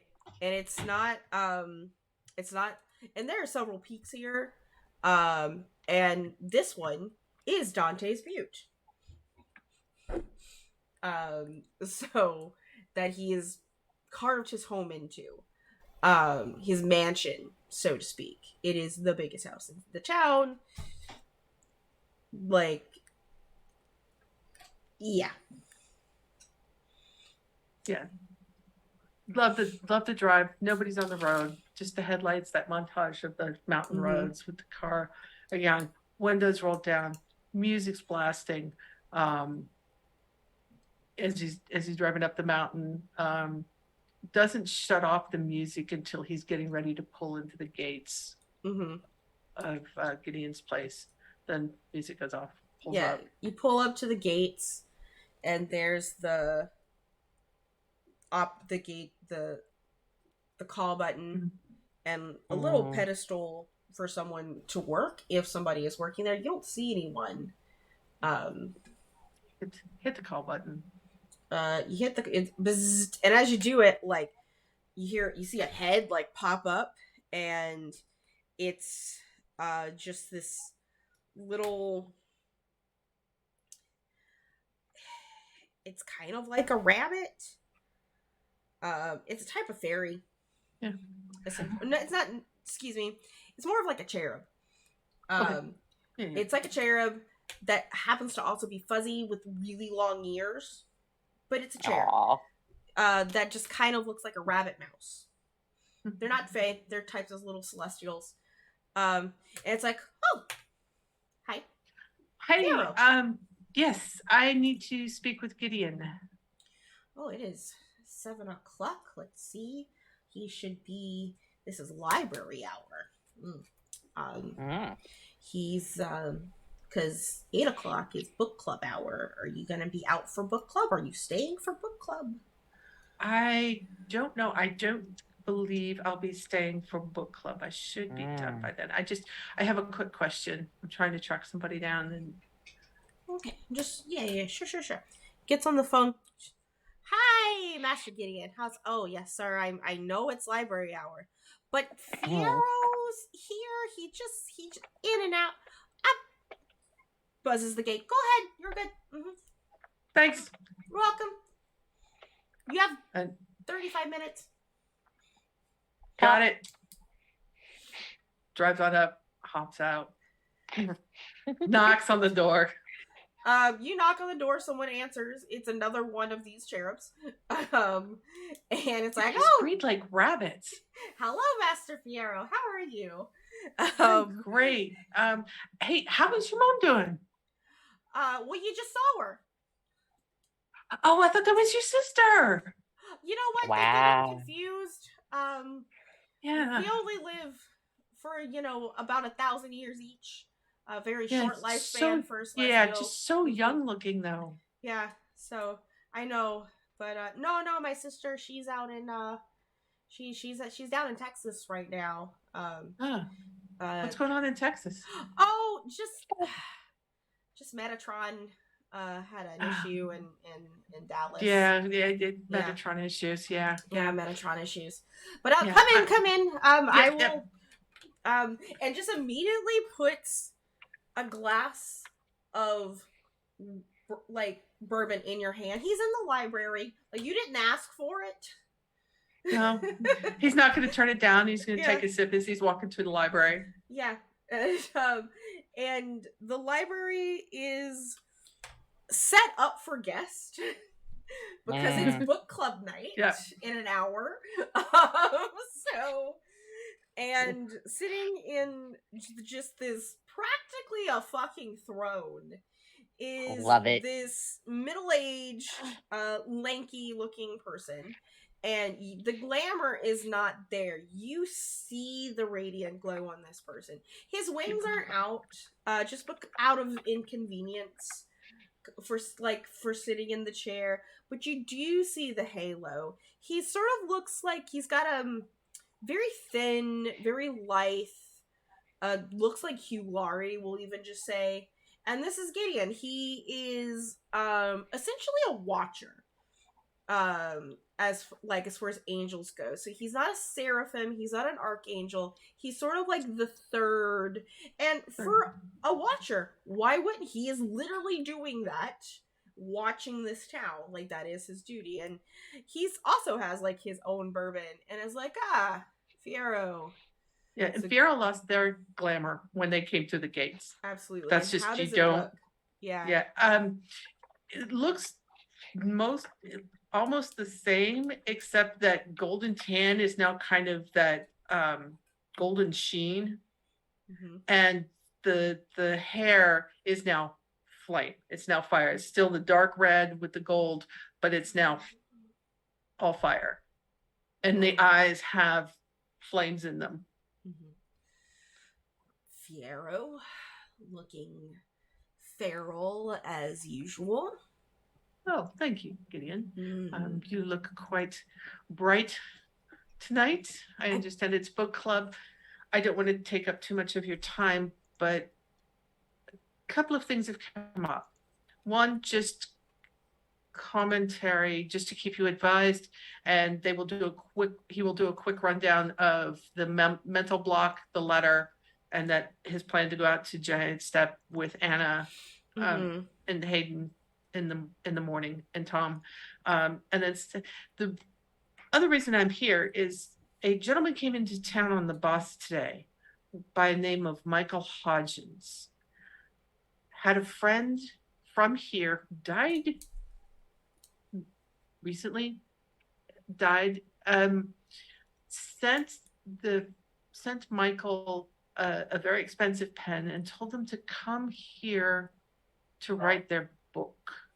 They've just rented an Airbnb for 2 months.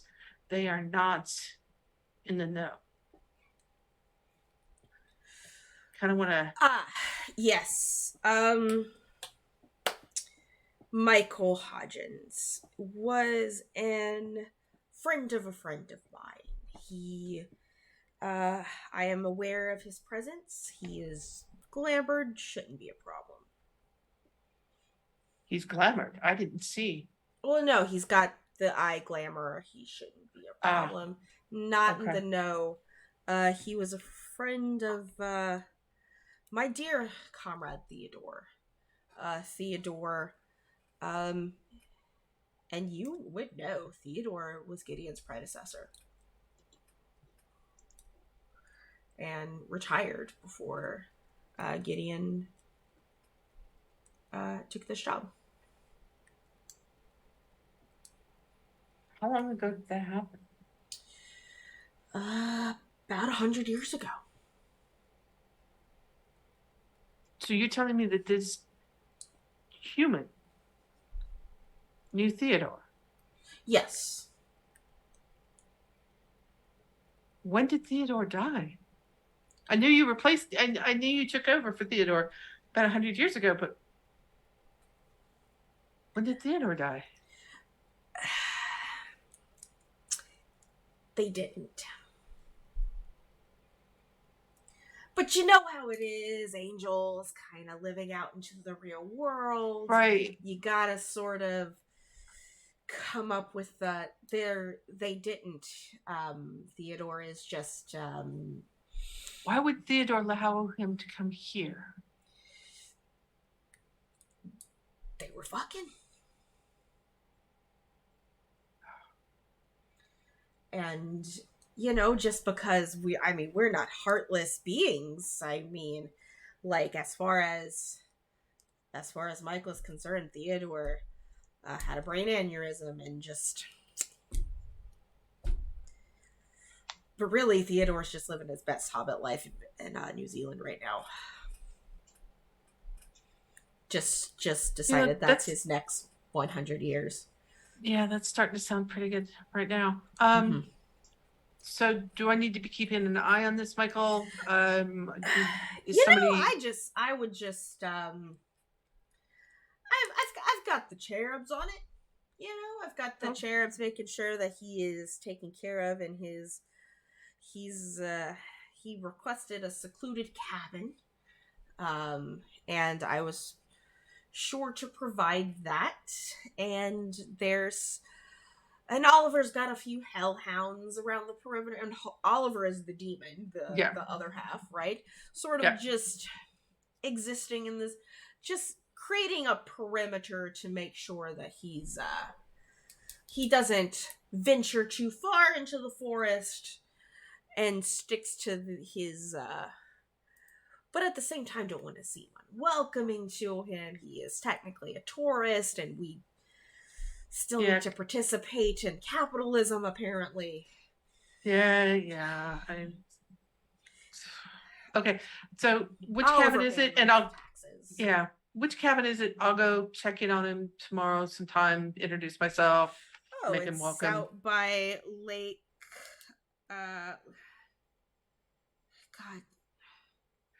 Is it the lake where Hayden goes fishing? Yeah. I'm trying to just think of the name of it. Think of a Sturgeon Lake. Okay. We do, in fact, have sturgeons in that area. Yeah, there's big sturgeons. Yeah, Hayden was not creative when he named it 200 years ago. It's my favorite fish. Yeah. Hopeful. Always hopeful. Always hopeful. Hayden. Mm-hmm. I know. Hayden is always hopeful. Pillar to this community. Yeah. That's yes, absolutely. Crumbling ancient pillar. Yeah. Love him to death. All right. Well, I'll go check on him. I just wanted to touch base with you on this because you know how it is with normals. Yeah. You know, in retrospect, I was going to tell you, I just got really, you know how it is. Sometimes there's hellions at the gate, and they're just like, hey, we want to come and eat cornbread at them toes. And I'm just like, do you have your passport? And sometimes they don't, and we just gotta handle that. And that's what was happening. Everybody wants them toes. Yeah, everyone wants them toes. All right. Well, that actually tells me a lot. I said I'm heading out to Giant Step tomorrow. To talk to Mahone. Why you go and see Mahone? He doesn't really like visitors. That's why he chose to live up there. I know, but I got this So my friend Anna Castleberry is visiting from back east. She's here because of a client, Ms. McCool, who lost her husband and son. They disappeared a year before my uncle did. Got a mental block. I have one. Tom has one. Hayden has one. We cannot recall. The memory's there. I know all of these disappearances. I can't remember. And I can't remember what happened to my uncle. I know he disappeared. I don't remember the specifics. And then I ended up with this letter. Fiero.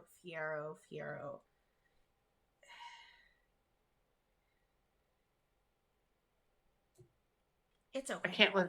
I can't let it go, Gideon. You know, Somebody's fucking with my head, Gideon. Yeah.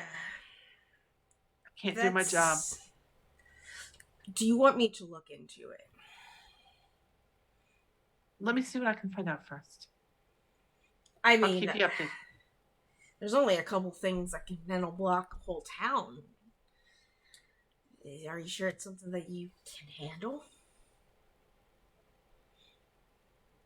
And I don't think a giant can do it. No, but somebody wants me to go to Giant Steps because they remember. Because it's what it said. Giant Steps, I remember. So if Mahone who gave you the letter? It came to me from Tom. Well, Robin had the letter, who gave it to Tom, who gave it to me. No idea who gave it to Robin. I don't recognize the handwriting. Well,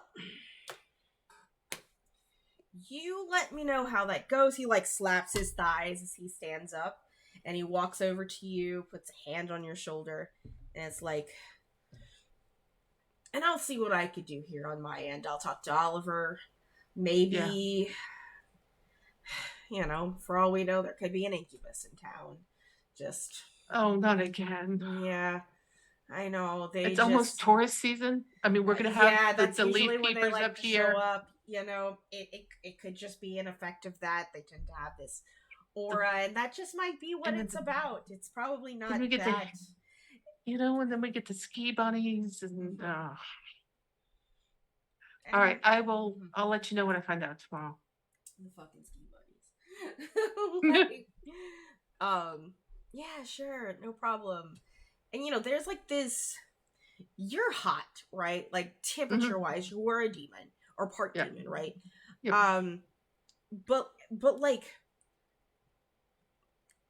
Gideon is also hot in the way also burns to the touch, and a way an icicle burns to the touch. Right. And so it's just this colliding feeling when he touches you. But I need you to roll with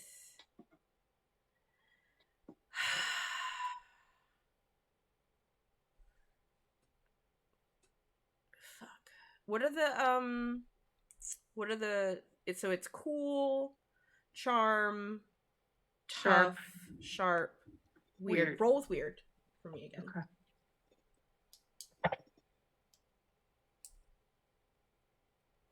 Oh, that's good. That's an 11. I love it. And as he pulls away from you, and the cherubs sort of come to take your drink, because it's book club time, and there's probably they need the parking. Before they take it, he just finishes off that last little bit, drop in there, and hands it over. You feel, and it takes you a minute, maybe when you get to your car, but that middle block of remembering reinforces.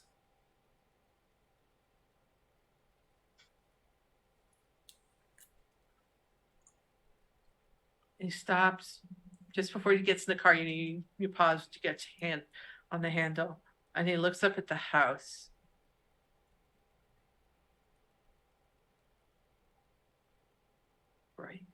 Vroom, Kicks in, vroom, please. Missy Eclipse pulls in for book club.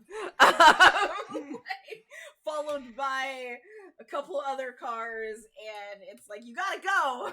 Yeah, he's waving out his driver's side Yeah. window as they're passing in in the drive. And yeah. it's not Ayame's Mitsubishi's, it's Shigure and Tomoe's. Like, they are clearly part of book club. Like, Oh yeah. right. And they're so this is their social event. They are here. Yep. But yeah. And that's his evening. He'll go home, kind of double check to make sure Anna's settled in, and then go home. You Go inside probably his get house. home as Anna's on the Zoom call with her kids, and you can see the little windows of the family. Yeah, he kind of peeks in. Tell Quip I said hi. Sleep night. But you can see Quip, wild mane of white hair. Sitting next to him is a young lady with like a tomboy like pixie cut and like bright red lipstick, and they both kind of wave at you. Yeah, I'm gonna I'll be at my place. Just, if you need anything, just I'll leave the back door unlocked for you. She waves. You can see another window with Tony and with an eye, and her hair is now kind of grown out a little bit. She's in that sort of awkward in between stage where she's starting to grow it out. Yep. And then next to her is, with no glamour on, you can see full tusk, deep tan skin with blonde hair, and Orc sitting next to him. Good night. Yeah. With that, Hayden and Tom, do y'all have any interesting plans for the evening? I want to pay a visit to a old friend. Mm-hmm. Because Hayden will pretend he's not upset by this, but it bothers Hayden. Like, very few things mess with Hayden universe-wise, because, I mean, he literally cannot die. Yeah. So, like, the things that do bother him too much. And I'll learn what that is in 2 seconds, because my bladder said I had to pee. Never trust angels. Tom, I'm telling you, that angel is suspicious as all hell. When I first met that man, he had the nerve to blame me for all of, the butt crack. And I was trying to tell him, I don't get any booty. How could I be in charge of the butt crack? I wasn't even stationed there. Rude, I tell you. Anyway, I'm going to have to run off to go see a friend and play some cards. So, get your overtime in. You might be planning a wedding. That gets pretty expensive. I just think that Tom has to keep having to explain, Zoomer lingo to Hayden, and it's just not sinking in. Oh, it's not. The newest word Hayden picked up is fetch, because somehow he watched Mean Girls, and it, just stuck with his soul. Stop trying to make fetch happen, Hayden. It's not going to happen. It's going to happen. Next time I get a fish, I'm going to name it Fetch. And that's kind of great. But It's a great name for a fish. You're dating a girl now, so you won't be here for snow season, will ya? I mean, we will, because we got to get the whole winter bunny aesthetic in for the videos and Instagram posts. Glazed over. Just Hayden supports her life of an online enet star thingamabobber, but the internet's not real. Hayden just kind of is indulging you in that same way like a parent indulges an imaginary friend. It's great because you take the Twitter isn't a real place to the utmost extreme. Mm-hmm. Yeah, no, it's hilarious. Hayden dates, but he only dates tourists. Because none of the people in town who are eligible or bachelors or bachelorettes would date Hayden. He's a goofball in the worst possible way. So Hayden's only perfect yeah, it's just he's a mess. That's Well, because good luck with him. as soon as they Yeah. hit dating age, Hayden's dated them. Hayden's so old. It's a problem. It's a problem. So Hayden's gonna go Yeah. like. Anyway, I'm How back. do Who you are live you life visiting? after you've had 5 midlife crises? Like, what do you do at that point? Yeah. Yep. At what point do you just put it into like mid-century crises? Every 50 years, he has a midlife crisis. Yeah. Yeah. Fair. So Hayden wants to visit. So Hayden's old in like a weird old, like even strange for like angel and demons kind of situation. Yeah. Because no one knows what that whole ish is. Yeah. So Hayden's gonna go visit Oliver because Okay. Hayden makes people uncomfortable who are in position of powers because he's quite literally just out of their wheelhouse. You could smite Hayden, he'd show up tomorrow, and no Mhm. one likes that. Yeah. And he hates the angel because he's stuck up. He's so stuck up So stuck and up. rude. Yeah. It's kind of. I'm gonna go play cards with Oliver. Yeah, and you know what? The thing is that you go to see Oliver, and he's trying to go to book club. like he's all like kind of out the door, and he's got what are they reading right now? You know what? He's got a book with some cats on it. They have decided to read Tail Chaser Song by Tad Williams. Ooh. So just the book club does this thing where they pick an author and they just read everything about that author, and Tail Chaser Song is Tad Williams' first one, and that's where he's going. Yeah. Hayden's gonna sit on his car front and go, "That's a great book. Be a real shame if someone spoiled the ending." We're actually going to discuss the ending because we're done. But Hayden, I'm about to leave. Uh-huh. What Got a question for you, buddy. Sure. So, I was trying to recall some things with my little old mind today. Mm-hmm. And I couldn't for some reason. It almost felt as if there was a door and someone locked it. Do you know what that's about, buddy?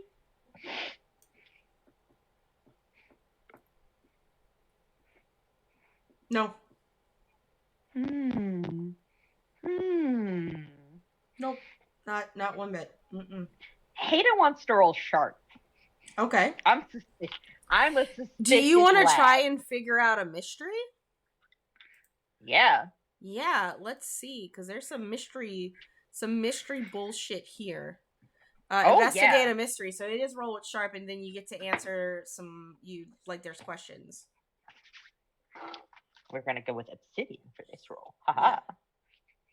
All right, my child. What is your sharp? I have +1 to sharp. Gotcha. I believe in you. Oh, I got a 2 and a 1. A 3. Oh yeah. Yeah. You're just like, Oliver just really wants to fucking go. Like, it's book club. All right. Like, it's just like, brain check. All right, I'll come see you tomorrow. And starts walking away back to his van, like because he parked it down the street. He didn't want him to hear that he was coming. And he looks back and he goes, "By the way, the orange cat dies in the next book."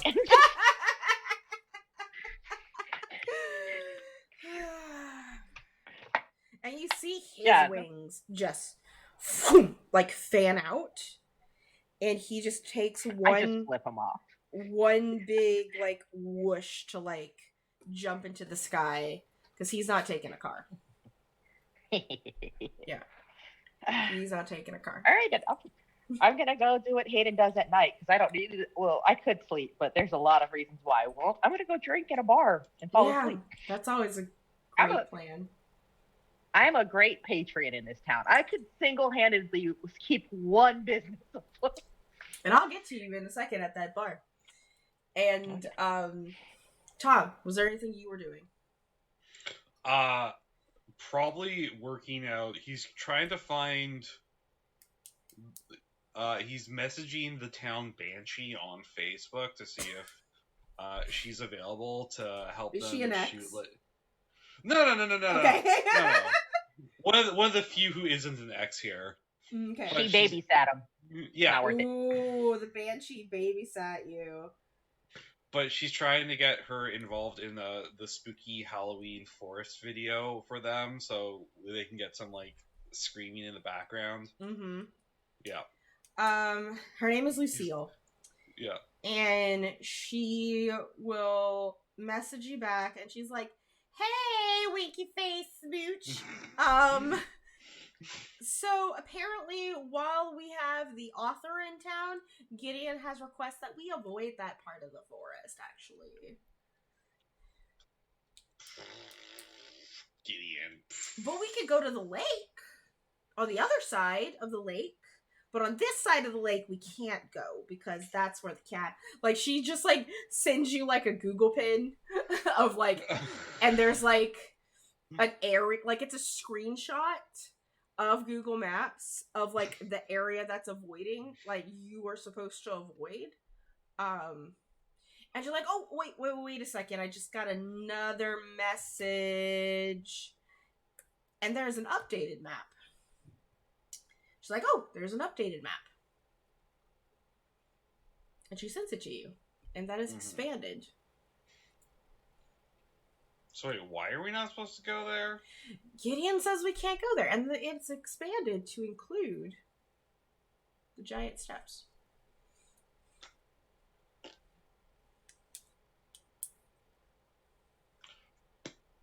I mean, like, Gideon says we can't go there. I mean, like, well, what if we get you the screaming and we just add it in post? We'll just edit it out. Yeah. I can send you a recording. For sure. Awesome. And Yeah. then, we'll just go to the forest anyways. It's not like Yeah, it's- you can, like, he's here until, like, what? Until ski season? I don't know. How long does it take to write a book? Yeah. We're just gonna go walk around the forest for a little bit and just record some videos. Like, it's not hurting anybody. We'll be fine. Yeah, you'll be okay. It's fine. Don't worry about it. And she's like, all right, well, I gotta go to book club, so I'll see you later. Yeah. Wait, why is everyone going to book club? It's book club night, bro. Everybody knows how to read except you.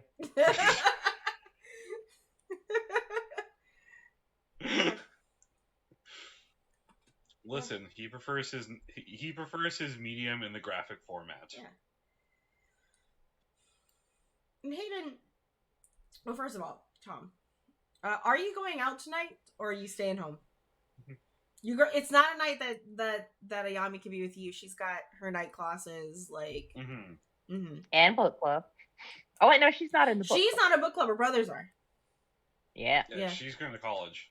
Yeah, she's going to get her education. Yeah. Tom probably already has his like associates in marketing or whatever. But Or he has a degree from the Art Institute of Denver in video production. No, he's got a bachelor's from the University of Phoenix. Oh my god. Yeah, your parents probably made it a requirement to not cut you off or something. Oh my god, the university. Oh man. Okay, sure. But there's really, so if you're going out and you're not going to record, you could go to the bar. Yeah, I guess I'll go to the bar. Because if you're not going to book club, you just assume go to the bar. That's where everyone else is at that, can't read. I know how to read. That's how I spoiled the ending. I know. I'm just being a dick to Tom. Kiara doesn't I go just because his pretend that parents I are there. can't read though. Yeah. That's fair. I mean, it's also safe because the door is short enough that it'll stop any tall people from attacking him. Mm-hmm. And so, as you sort of go to the bar, you walk Everything's walkable. It's like a half a mile from your house, right? It's whatever. And the street lights get brighter as you get closer to the downtown core. You see your tree there. Yes, I know it's 5:45 phone. Thank you. You see your tree there. You see, the bar is called,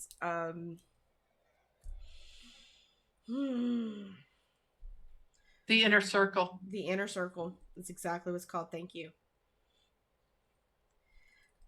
There's familiar faces there, mostly. And including Hayden. Hayden's van is just parked out front, like where he would sleep. Then y'all you get in there, and Hayden, I'm assuming you're already in there. And not long after after y'all have had a couple of beers, maybe a few shots, a couple games of pool, the usual.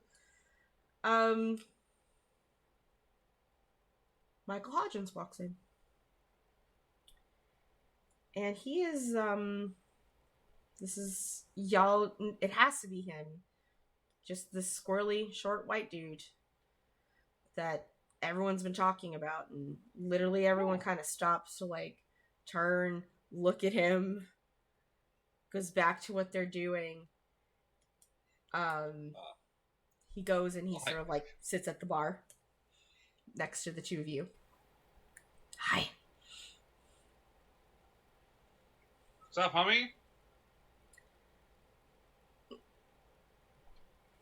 I just kind of nod my head. I got a question. Are y'all locals? Are y'all locals? Oh yeah, I've been here for my whole life. Oh. Yeah, same. For the most of my life, I've lived here. Do y'all hang around that lake?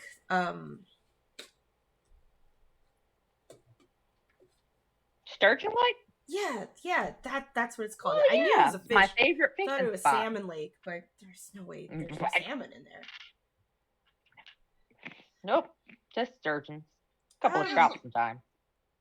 It's a great location to shoot video at. Anyway, I was out, on the dock, just taking a look. Are there alligators in Colorado? And with that, Yes, we're going to end. my instinct was, I think so. on that note, They're not gay. They're not alligators. They're crocs. The nose, it's different. God, Yeah. people. Because Tom totally would have been like, "There's no alligators in that There lake. are alligators in Colorado. There's some silts and water. Definitely not water nymphs. Whoa, stop talking. You shush your mouth. Yeah. What? No, but for real though, Colorado has alligators apparently. Apparently. Okay. We have end of session questions. Let's do the general ones, and then we'll go and do your playbook ones. Okay. Yeah, so general end of session questions. Did y'all conclude the current mystery? No. There's probably 8 mysteries happening that are being set up. So, no, y'all definitely did not. Did you save someone from certain death or worse? Not that I know of. I don't think so. No. Did you learn something new or important about the world? Yeah. Yeah? What did you learn? Learned that Gideon and Theodore are not quite as straightforward as they should be. Yeah, that's a good thing. That's what Fiero learned. Anna, did you learn anything new about the world?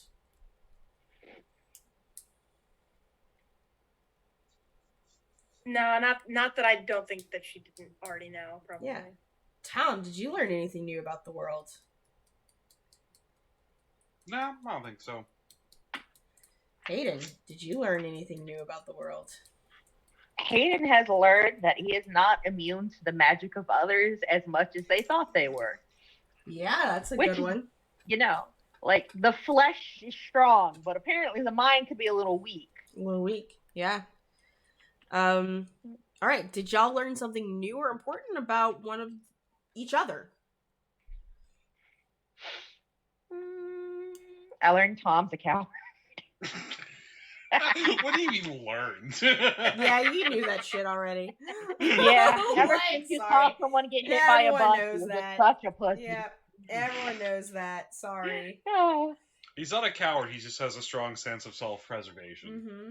you're a scaredy cat for a person who lives in this town. That's why he lives in this town. Allegedly. I mean, I live in this town and I do stupid stuff all of the time. Just gotta learn to live a little more, buddy. But that doesn't count. Sorry, Tom. Did you learn anything about the hunters? He's learned that people know way too much about his private life. It's a small town. It's just, no, you And didn't you're learn on anything the internet all the time. You're a TikTok influencer. How do people know so much about me? You literally put your whole ass life Oh, we have a online. day at the bar on Mondays when it's real slow where we just put your newest TikToks up and critique you. Then again says you need to say stuff with your chest a little more, man. Yeah. Yes. Hannah, did you learn anything new about the hunters? I know Fiora's a demon. Yeah. I already know Tom. I already know Tom. Full sentence, period, end of statement. Yeah. I think this is her first real experience meeting Hayden. So I don't think Mhm. she knows what his deal is yet. Okay. What about Fiero? No, I don't. Anything about the hunters? Yeah, and if Tom is willing to go with this, I think what Fiero learned about Tom is that when his girlfriend's brothers are present, he has a hard time focusing on his girlfriend when she's glamored. It's like, where do his eyes go? Are her eyes up here? There? Because he doesn't want to look here where her eyes are, because then he's actually staring at her boobs. Or does he? But then she's glamored and he can't actually be looking at her eyes, because that would look really weird because he's looking over her head. So if Tom's cool with that, I would like to say that's what Fiero learned, is that Tom has a hard time looking at his girlfriend when her brothers are around. Yes. Like if they weren't around, he'd be cool staring at Cool. the tits. But Yeah. Okay. Personal Yes. questions. Fiero, what's your personal question? Oh, I'll have to find it. Hang on a second, let me see. Or if anyone has theirs pulled up, they can go first. What Um, is it? I'm not familiar. Yeah, I'm not seeing. The playbook questions? Yeah. yeah. Does this game have? I'm just used to other It games. does. It does have playbook questions. Yeah. They're just on a weird part of the book. Oh, so they're not on the actual No, cheat they should. sheets. They should be on the playbook thing. Okay. Whenever you get a total of 6 or less, leveling up, luck, harm. I'm just looking at a playbook.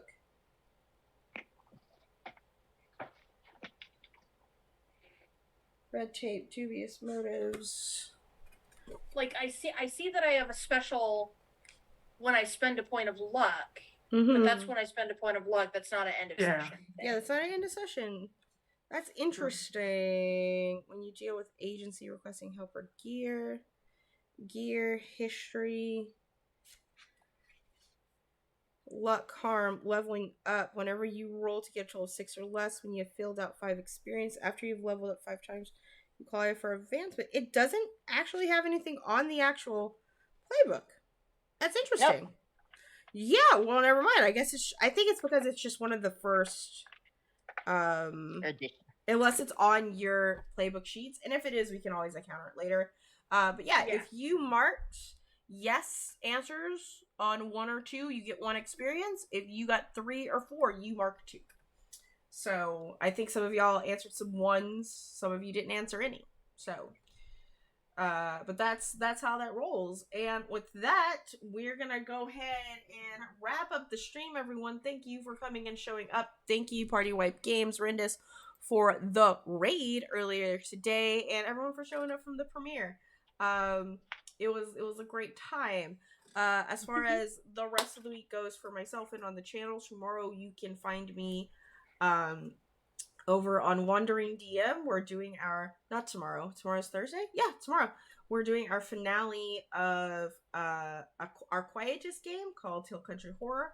And my friend Marlo runs that. It's fantastic. It's wonderful, and I love horror and Texas, especially. I went to school literally on the plot that the Texas Chainsaw Massacre was filmed, so it's my specialty. Um, we are not having our Avatar Legends game this week because Arnica is off because she has dental surgery.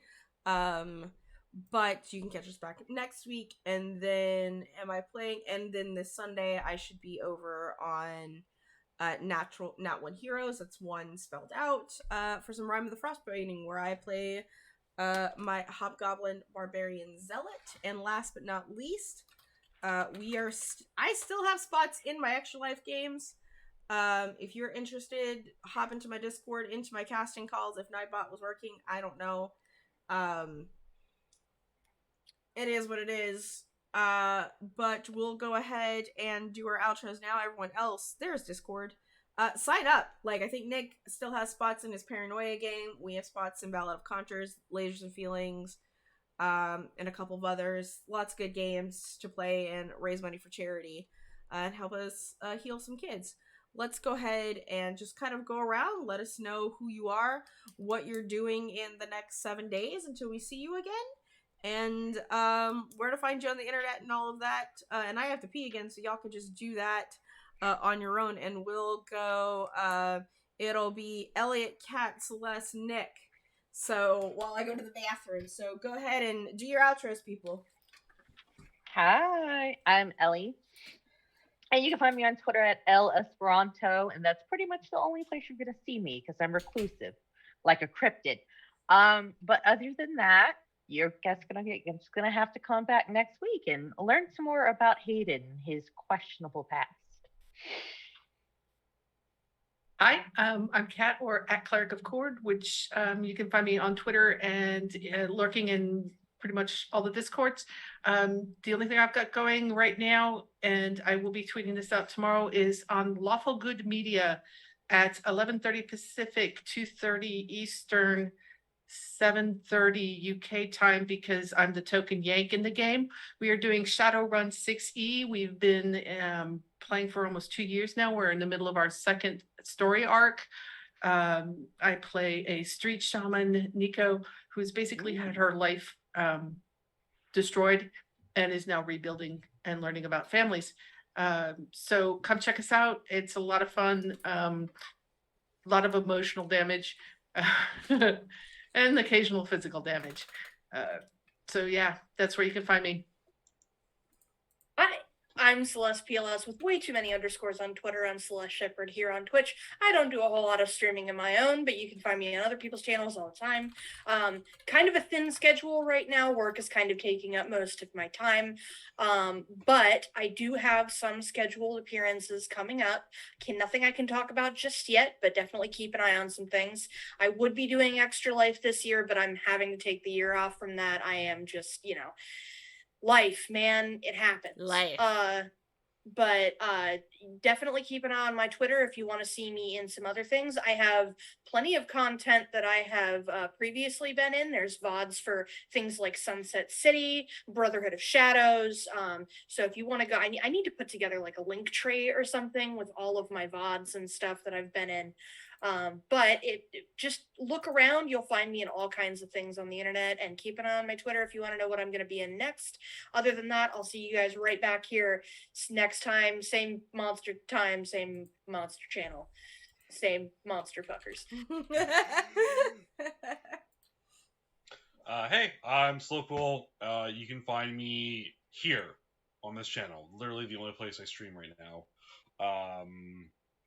And like Val mentioned earlier, I'm going to be doing Paranoia for our Extra Life charity. There are, I think, one or two slots available left. You have 2 slots left, yeah. Yeah, there's 2 slots left. So if you want to do a retro futuristic paranoid adventure where you're trying to root out communists or mutants or even mutant communists, sign up. It's literally one of the funnest games I've ever played, and you basically just spend your entire time bullshitting. It's fun. It's fun. Tons of fun. And yeah, otherwise, I'll see you here next week. Cool beans. And with that, we're going to raid our friends over at Final Show Films. My friend John is running Changeling the Lost, and we do enjoy some good old school World of Darkness here, especially Changeling. And yeah, we're gonna give them a raid, and we will see you next week, y'all. Bye. See you Y'all later. come back now. Y'all come back now. You hear? Yep.